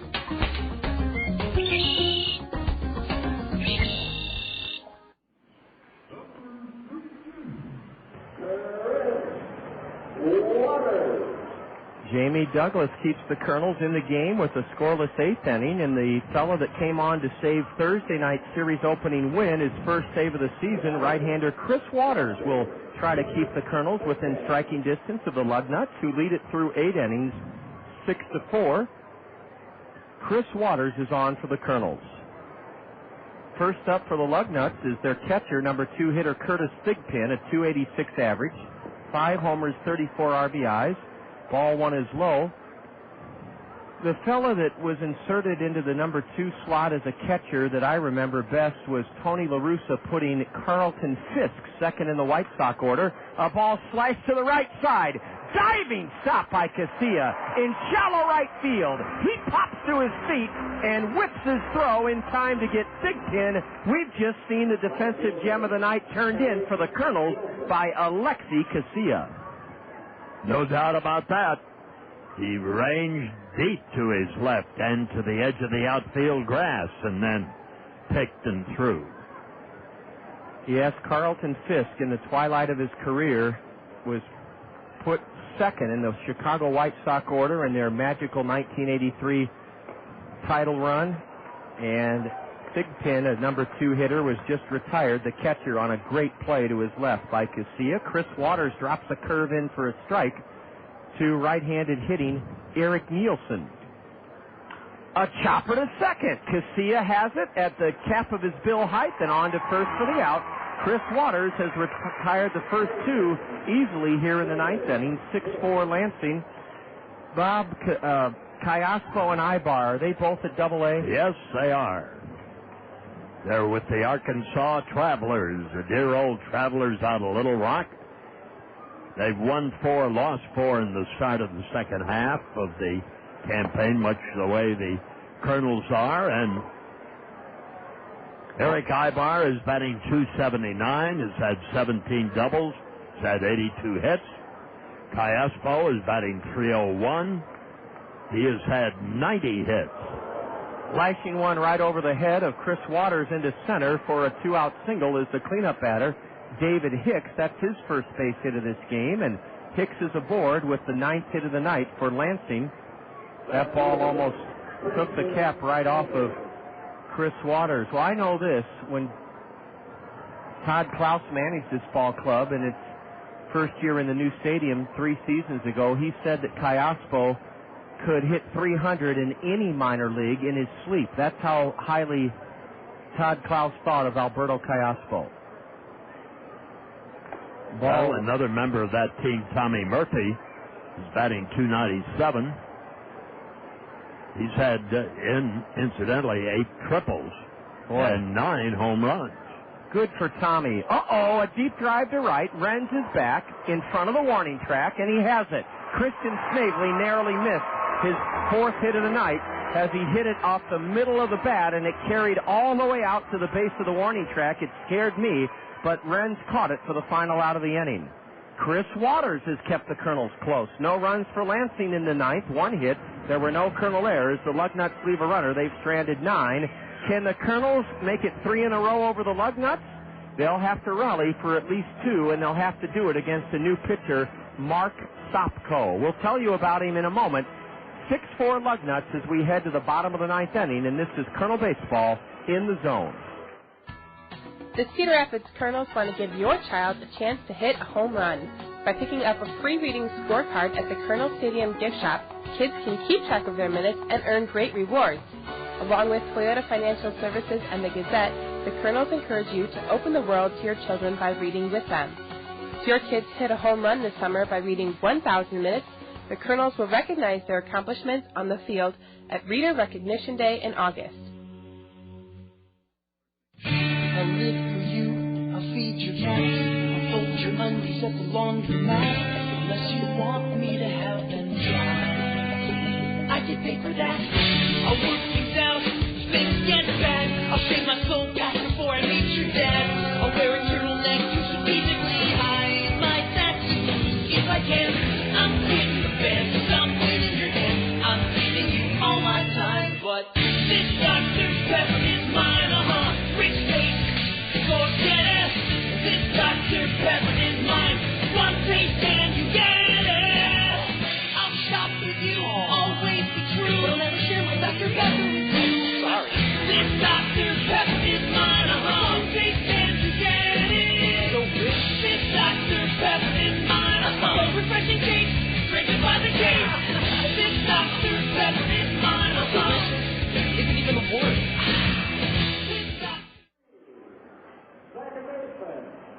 Here we go to the bottom of the 9th inning, and the Kernels have the right guys in place to try to rally. Top of the order, bottom of the 9th, 6-4 Lansing. Mark Sopko, S-O-P-K-O, takes over on the hill for the Lugnuts.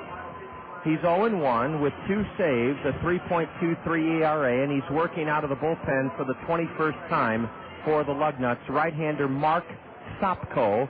Aaron Matthews is in left field, a new left fielder for the Lugnuts. Snavely has been lifted. Here's a bunt by Casilla, and the pitcher has it near the line and throws in time. Alexi just couldn't quite get it past the pitcher.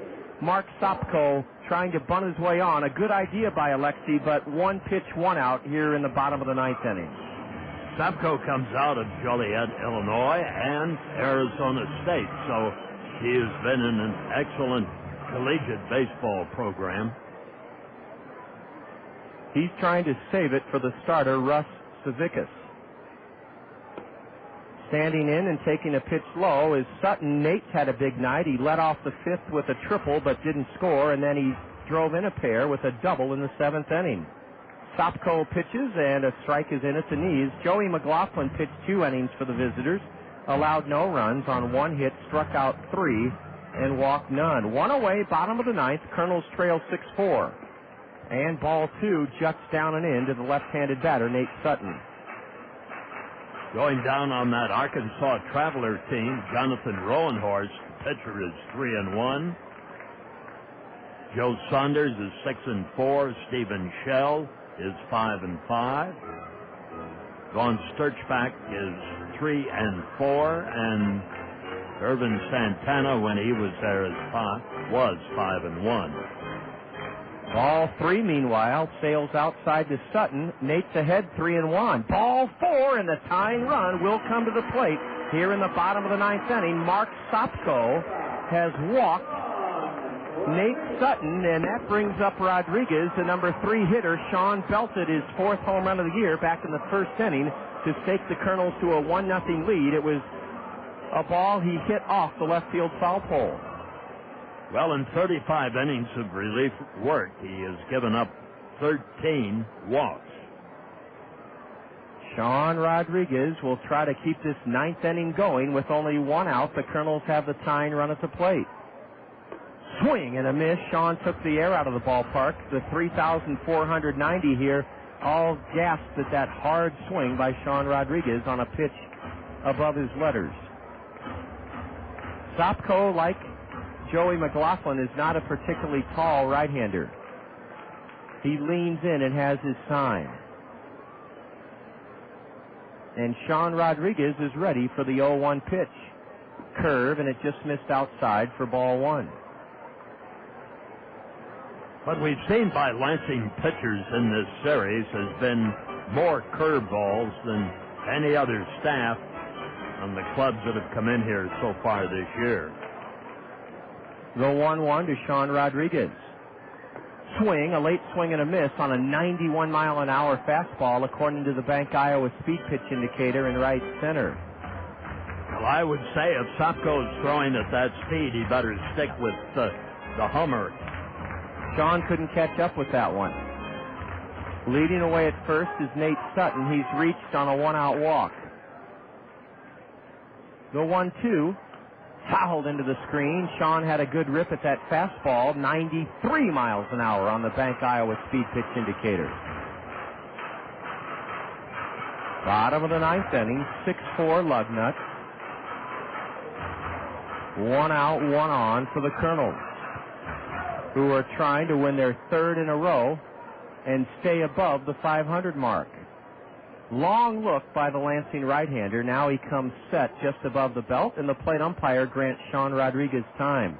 Bob, I'm dying to know how many home runs Brandon Wood has hit. We'll look that up at your leisure at Single A Rancho Cucamonga. Last I checked, Woody had hit 14 home runs.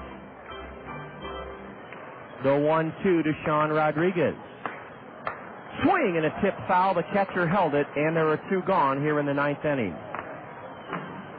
Well, you want your best hitter up there in a 2-run situation. Lansing leads at 6-4, and here's Michael Collins. Michael has 2 hits tonight, 2 for 4.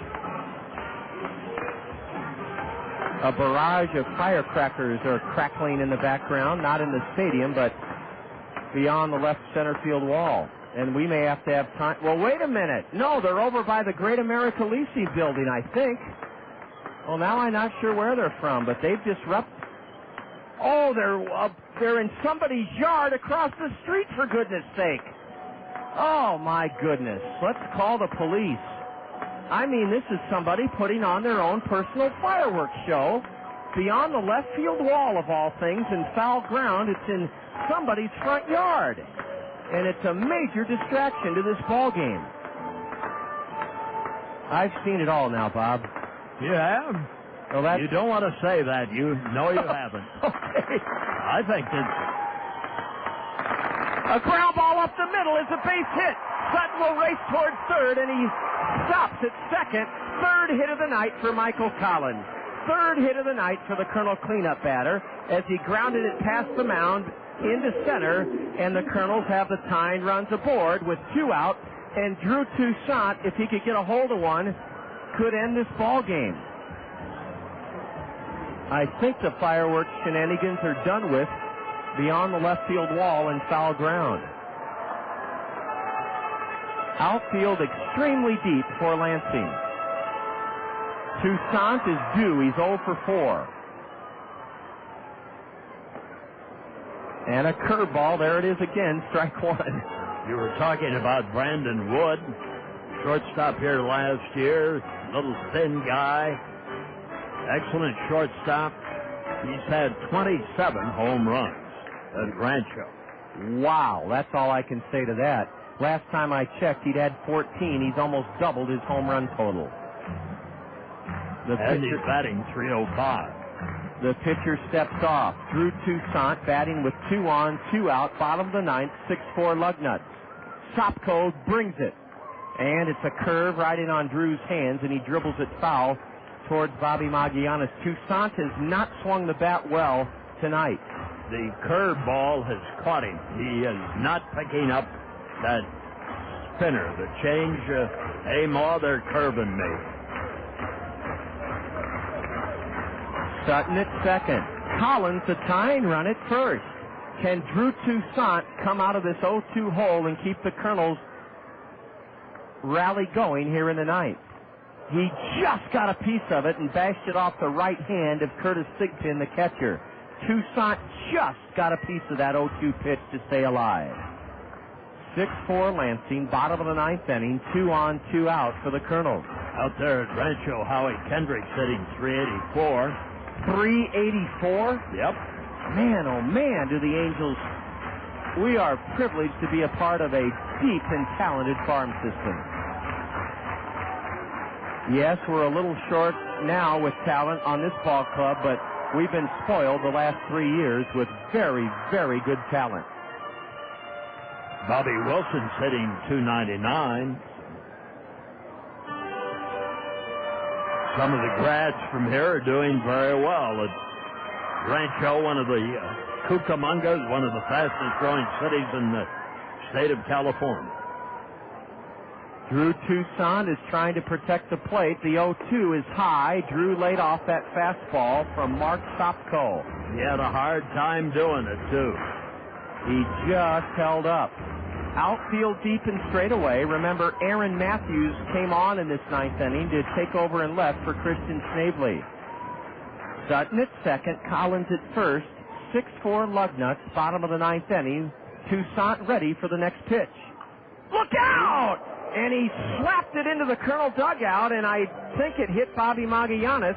No, or not it hit Bobby. The screen. Okay, Colonel Coach ducked out of the way, and Ron Pline, the Colonel equipment manager, is looking up here. I thought he's giving a thumbs up. I guess everybody's okay. The ball ricocheted from there into the screen. And everybody must be okay. Drew Toussaint is still in the hole 1-2. Oh, a swing and a miss on a changeup, and Lansing wins it 6-4.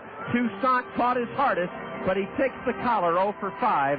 He whiffs in the ninth inning, and Lansing wins it 6-4. In the ninth for the Kernels, no runs. 1 hit, a walk. There were no Lugnut errors. The Kernels leave a pair. We stranded 10 men. Out-hit Lansing 12-9, but the Lugnuts win it 6-4 And we'll have the totals, highlights, and more coming up for you next on the Colonel Curtain Call. For Toussaint, he has struck out 3 times tonight. And took the collar 0 for 5. But Drew will have better days ahead. 6-4 Lugnuts. Colonel Curtain Call in a moment. This is Colonel Baseball in the zone. Papa John's pizza, it's so good. Better is best, that's understood. Better call Papa John's tonight. Better call Papa, he's got it right. Better ingredients, better pizza. Papa John's. Attention baseball fans, call your local Papa John's for our home run special. Get a large pizza with up to 3 toppings of your choice for only $9.99. Papa John's. Better call Papa. There's a reason Dick Ramsey is the #1 home seller for the #1 real estate company, Skolman Realty. It's because Dick Ramsey works harder for you than anyone to make selling your home easy for you. Take Dick's one-of-a-kind home trade program. Buy one of Dick Ramsey's homes and Dick will buy yours. Dick Ramsey provides 2 other unparalleled services: a free 1-hour telephone loan approval and a free 1-hour telephone appraisal on your property. Dick Ramsey of Skolman Realty, the #1 home seller for the #1 real estate company. Travelocity presents the Roman Gnome, denouncer of travel myths. Our first myth: summer vacations are too pricey. Ha! Book Flight Plus Hotel on Travelocity and save a ton. Myth 2: 99% of us feel fear on the roller coaster. I'm the 1% with no. Here. The summer sale. Save up to $75 more if you use your MasterCard card. Travelocity.com/summer for details. Restrictions apply. Travelocity. You'll never roam alone. It's all over. You ate, you voted, and now a champion has been crowned. The winner of the Zone Bar and Grill Tour is Chuck and Dale's Bar and Grill. 2 Bricks Bar and Grill, Cabo Sports Bar and Grill, the Cedar Brewing Company, Chappie's Safari Lounge, the Chrome Horse Flophouse and Saloon, CJ Sports Bar and Grill, Cocktails and Company, Moose McDuffie's, 3rd on 1st Sports Bar and Grill, Tornado's Grub and Pub, and the 33rd Avenue Sports Bar and Grill in Sauce's Clarion Hotel. We offer a conciliatory round of applause. With spatulas raised high, we salute you, Chuck and Dale. And lucky luncher Steve Mesher is the winner of the trip to Vegas. Congratulations to Steve and to Chuck and Dale's, and thanks to everyone who soiled a fork or sold a side of fries in this year's competition. The 2005 Bar and Grill Tour, proudly sponsored by your Coca-Cola Bottling Company, The Guide, and the best damn sports station anywhere, The Zone, ESPN Radio, 1600 AM. It's time for the Colonel's Curtain Call, right here on The Zone, ESPN Radio, 1600 AM. With a recap of all the action, the State Farm Major League scoreboard, plus a look ahead to the next Colonel's game, let's rejoin the voice of the Colonel, the one, the only John Rogers, here on The Zone, ESPN Radio, 1600 AM.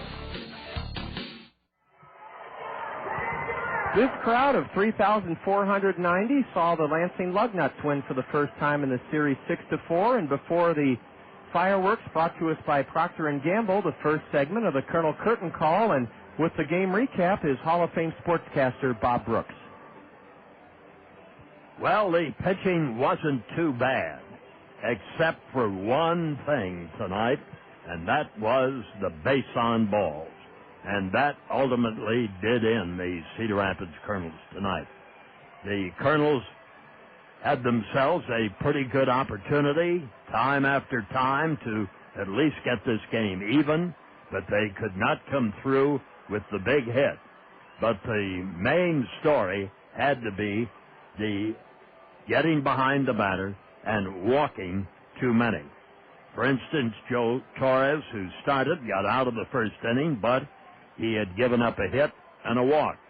In the second inning, he'd given up 2 walks. He gave up another walk in the third inning. And in the fourth inning, he walked the first 2 men and then was taken out of the game. And later on, Nick Green walked another one in the same inning. And that was the inning where the Kernels had every opportunity to keep the Lugnuts at bay, but couldn't do it. And then more walks in the fifth inning, a walk to open up the inning.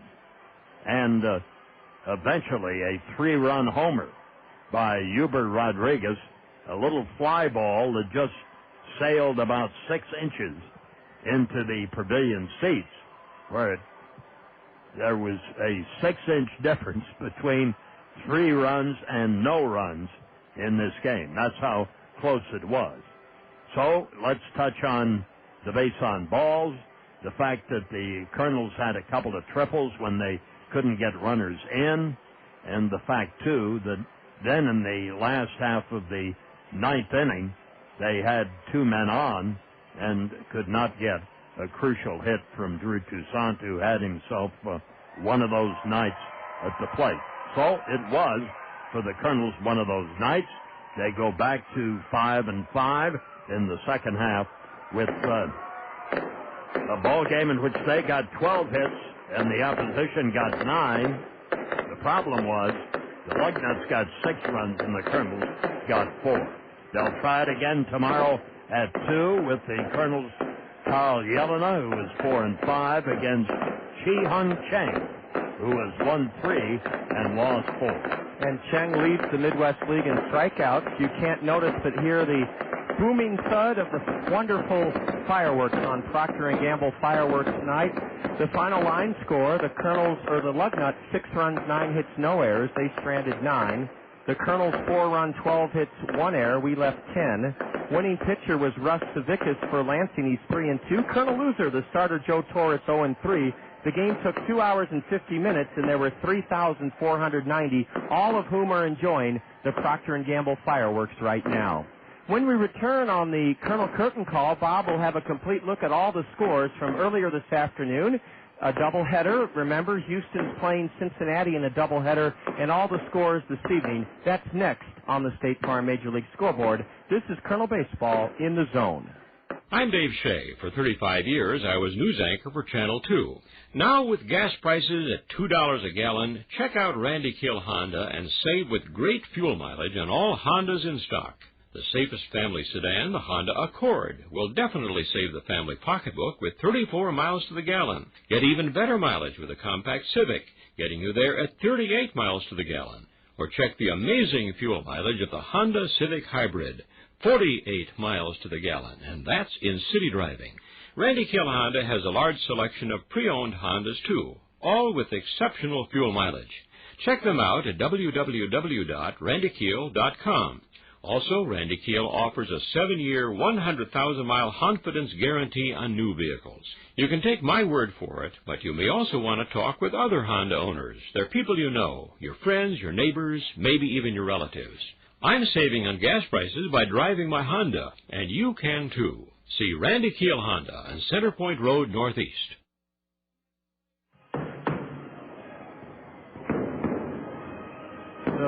The booming, crackling, and thud of Procter & Gamble fireworks. It's a very colorful show, and over 3,400 have stayed for it. A Colonel lost tonight to Lansing 6-4. Our second segment of the Colonel Curtin call has us checking the State Farm Major League Scoreboard. It's brought to you for the 10th year in a row by State Farm Insurance agents Al Shetler, Dale Thompson, Gary Shubat, and Lanny Peterson. And with it, here's Bob Brooks. Baltimore has defeated Cleveland 4-0. These are the finals we have. Texas over Seattle 6-5. And the Yankees win by scoring 4 in the top half of the 9th inning at Detroit to beat the Tigers 8-4. The Yankees continue winning 1, losing 1, winning 1. Atlanta and Philadelphia, game above 500 on the year, winning 6-3. Florida beating the New York Mets 7-3. Washington Senators at Wrigley this afternoon. The Washington Nationals, really, I like the Senators better. I wish they'd call them they're going to call them the Nationals. It was close, though, Bob. My brother lives in D.C., and the Senators, they had a contest, and the Senators were just eked out by the name Nationals, so your wish wasn't far from coming to fruition. Well, I'm always losing those days. The Nats had 4 runs. The Cubs had 2 runs at Wrigley today. The Boston Red Sox win over Toronto 6-4. The L.A. Angels beating Kansas City 5-3. Bartolo Colon wins his 11th game, and there were no home runs. Minnesota Twins 4, Tampa Bay 1. Chicago White Sox lead Oakland 4-3 in the last half of the 8th inning. Arizona took care of the L.A. Dodgers 7-5. First game of a double dip. Houston 4, Cincinnati 3. Second game, Cincinnati 11, Houston 6. Milwaukee defeating the Pittsburgh Pirates 5-3. And the Colorado Rockies have won 2 of 3 from the St. Louis Cardinals, 3-1, Colorado. San Francisco, San Diego into the 4th, 1-0, the Gents. Bob, thank you so much. As this spellbinding Procter & Gamble fireworks show continues, it's dazzling this crowd of 3,490, and we'll be back in just a moment for the Access Direct play of the game. Bob, thank you for another great evening of baseball, and we'll try to make it 3 out of 4 tomorrow afternoon when the Superstars are here. The main thing is throw strikes, throw strikes, throw strikes. That's what the Kernels will try to do tomorrow. Thanks to Bob Brooks for being with us and giving us all those scores on the State Farm Major League scoreboard. The fantastic fireworks show is coming to a grand finale crescendo, brought to us by Procter & Gamble. When we return here on the Colonel Curtain Call, we'll enjoy our Access Direct play of the game. Lansing won it 6-4. This is Colonel Baseball in the zone. 1 hour photo, speed dating, DSL for your computer. Everyone's in a hurry these days. Your professional Pekin insurance agent, Scott Draper of Sheets Forest Draper & Marion, doesn't hurry when it comes to helping you with your insurance needs. Scott will gladly sit down with you and outline a solid insurance program just right for you and your budget. Auto, home, business, life, and health. Scott Draper, your hometown Pekin insurance professional in Marion, will give you the responsive, personal, unhurried service you deserve. Ah, springtime. That time of year when your heating system still runs some, but it's also a time when your air conditioning may be running too. Who do you call when either of them fail? Well, never fear. The A-Team is here. The A-Team from Ahern Plumbing and Heating can inspect and ensure that your heating and cooling system is ready to go when you need it. 24 hours a day, call the A-Team from Ahern Plumbing and Heating. 393-4872. That's 393-4872 for Ahern Plumbing and Heating. The grand finale continues above the right field scoreboard. The Procter & Gamble fireworks show, I've never seen one as dazzling and as spellbinding as this one, and the crowd is absolutely loving it. The show into its 7th minute now, and big white gold flares popping high above the right field scoreboard, and it's some atmosphere here at Veterans Memorial Stadium. Independence Day weekend, and nobody celebrates the 4th of July weekend like we do here in the City of Five Seasons. I mean, it is a wonderful, dazzling show being put on. I want you to hear the crowd's reaction as it winds down following this Lansing 6-4 win over the Kernels this evening. The biggest roar of the night will be at the end of the Procter & Gamble fireworks, and here it is, I believe. No, there's more. There's more. This is incredible. Approaching 8 minutes. This Procter & Gamble fireworks show. Remember, tomorrow the Kernels will try to make it 3 of 4 over the Lugnuts with a victory. Carl Jelena will be on the hill, and the Superstars will be here. And then the 4th of July itself, the Kernels will be wearing patriotic red, white, and blue jerseys thanks to RFK Trucking, and you can bid on those jerseys and come away with one. The proceeds from the silent auction and live auction will go to benefit the Veterans Memorial Park. Man, this fireworks show has been something, and it's into almost its 9th minute, and I still want to hold off so that you can hear the crowd's reaction. Well, it's so spectacular, we're going to move on and give you our Access Direct play of the game. Access Direct is hiring. They're looking for team players, and they have a marvelous benefit package to offer up as an incentive to check them out and come work for them. Remember, Access Direct is hiring. They have a 401k savings plan, medical, dental, vision insurance, a casual dress code, a fun-friendly place to work at Access Direct.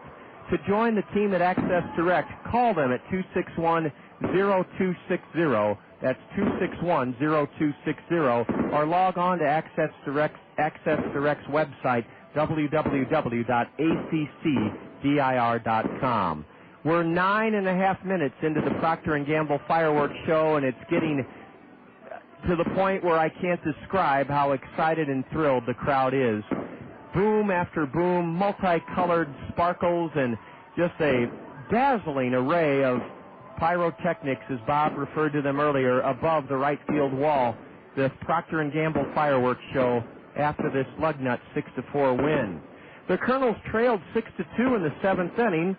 A walk drawn by Tommy Duenas, then a base hit into right sent Duenas to third by Alexi Casilla, and it brought Nate Sutton to the plate. Here is our Access Direct play of the game. First pitch to Sutton, a base hit into left center. It'll go to the wall. 2 runs will score. Here comes Duenas. Right behind him is Alexi Casilla on an opposite field double, waxed into left center by Nate Sutton, and all of a sudden the Kernels are right back in this game, down 6-4 in the bottom of the 7th inning.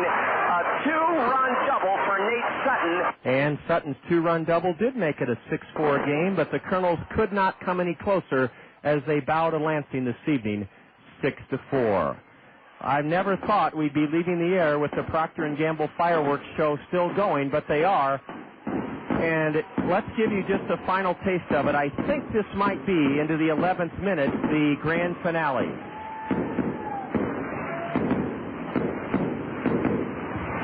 Man, this is something. This is big league in every way. You won't see a better fireworks show in all of professional sports. This is incredible.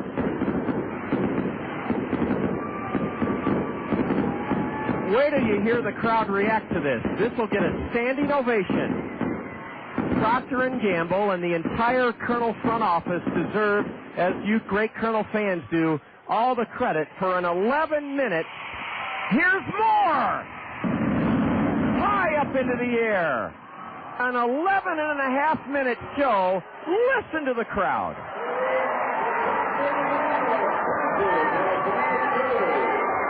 Come join us tomorrow, won't you? The gates open at 1, a 2 o'clock game, and the Superstars will be here. For Kernel broadcast assistant Julia Jansen, legendary sportscaster Bob Brooks, I'm John Rogers, wishing you a great Saturday evening. 6-4 Lugnuts, and this has been Kernel Baseball in the Zone.